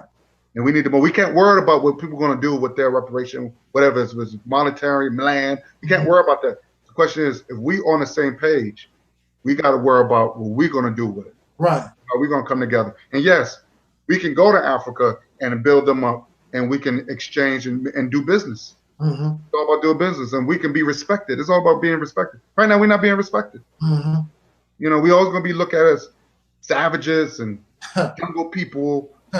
And I don't like that. I don't like to be called a Negro and all this other stuff. I want to be. We have to nationalize ourselves, man, as a people. And right now we need to do that. And yes, I'm a rep that Pan-African flag to the day I die. That's it. That's it. I want to be buried with that shit. You know what I mean? So I don't rock no other flag but that. You won't find no American flag in my house. Yeah, that's demonic. You know, because I didn't come here. My people didn't come here. Our people didn't come here by choice. Right. They didn't come in by choice. And as far as what I know, I come from somewhere. I can't speak for anybody else. I know I come from somewhere. And when I spoke to my brothers and sisters from Africa, when the time when I was lost, I said, "Who am I? Because I'm here, I'm not African. I'm not black." But as one brother said from Africa, he said, "You got to come from somewhere. You got to come from somewhere." So that had me thinking, like, "Oh shoot, you're right." He said, "You're not." He said, "You're not white. You're not European. You're not Indian." So that's what that, and it came from one guy, one black man from Africa that said that to me. Changed my whole thinking because I was confused. 1918, I was lost. Didn't know who I was, and that's bad. But you got white people know where they from. They can tell you about Italy and Poland and Germany. Look at Donald Trump. He could tell you about Germany. He's German. He could talk about. He could be American all he want, but when it comes down to his history, he'll tell you all about Germany. We need to do the same thing. So that's what I'm saying. We could be a powerful nation because it's all about money, power, and respect. We need that. And we don't got none of that shit. And that's where my frustration comes from. Okay. All right, brothers. All right, we out. Definitely. We'll talk again next time. Yes, sir. Craig, get some sleep. Yeah, get some sleep, Craig. Both of you guys. All right. Have a good night. Y'all too. All right, have a good night, brothers. Okay. Good night. Peace. Peace.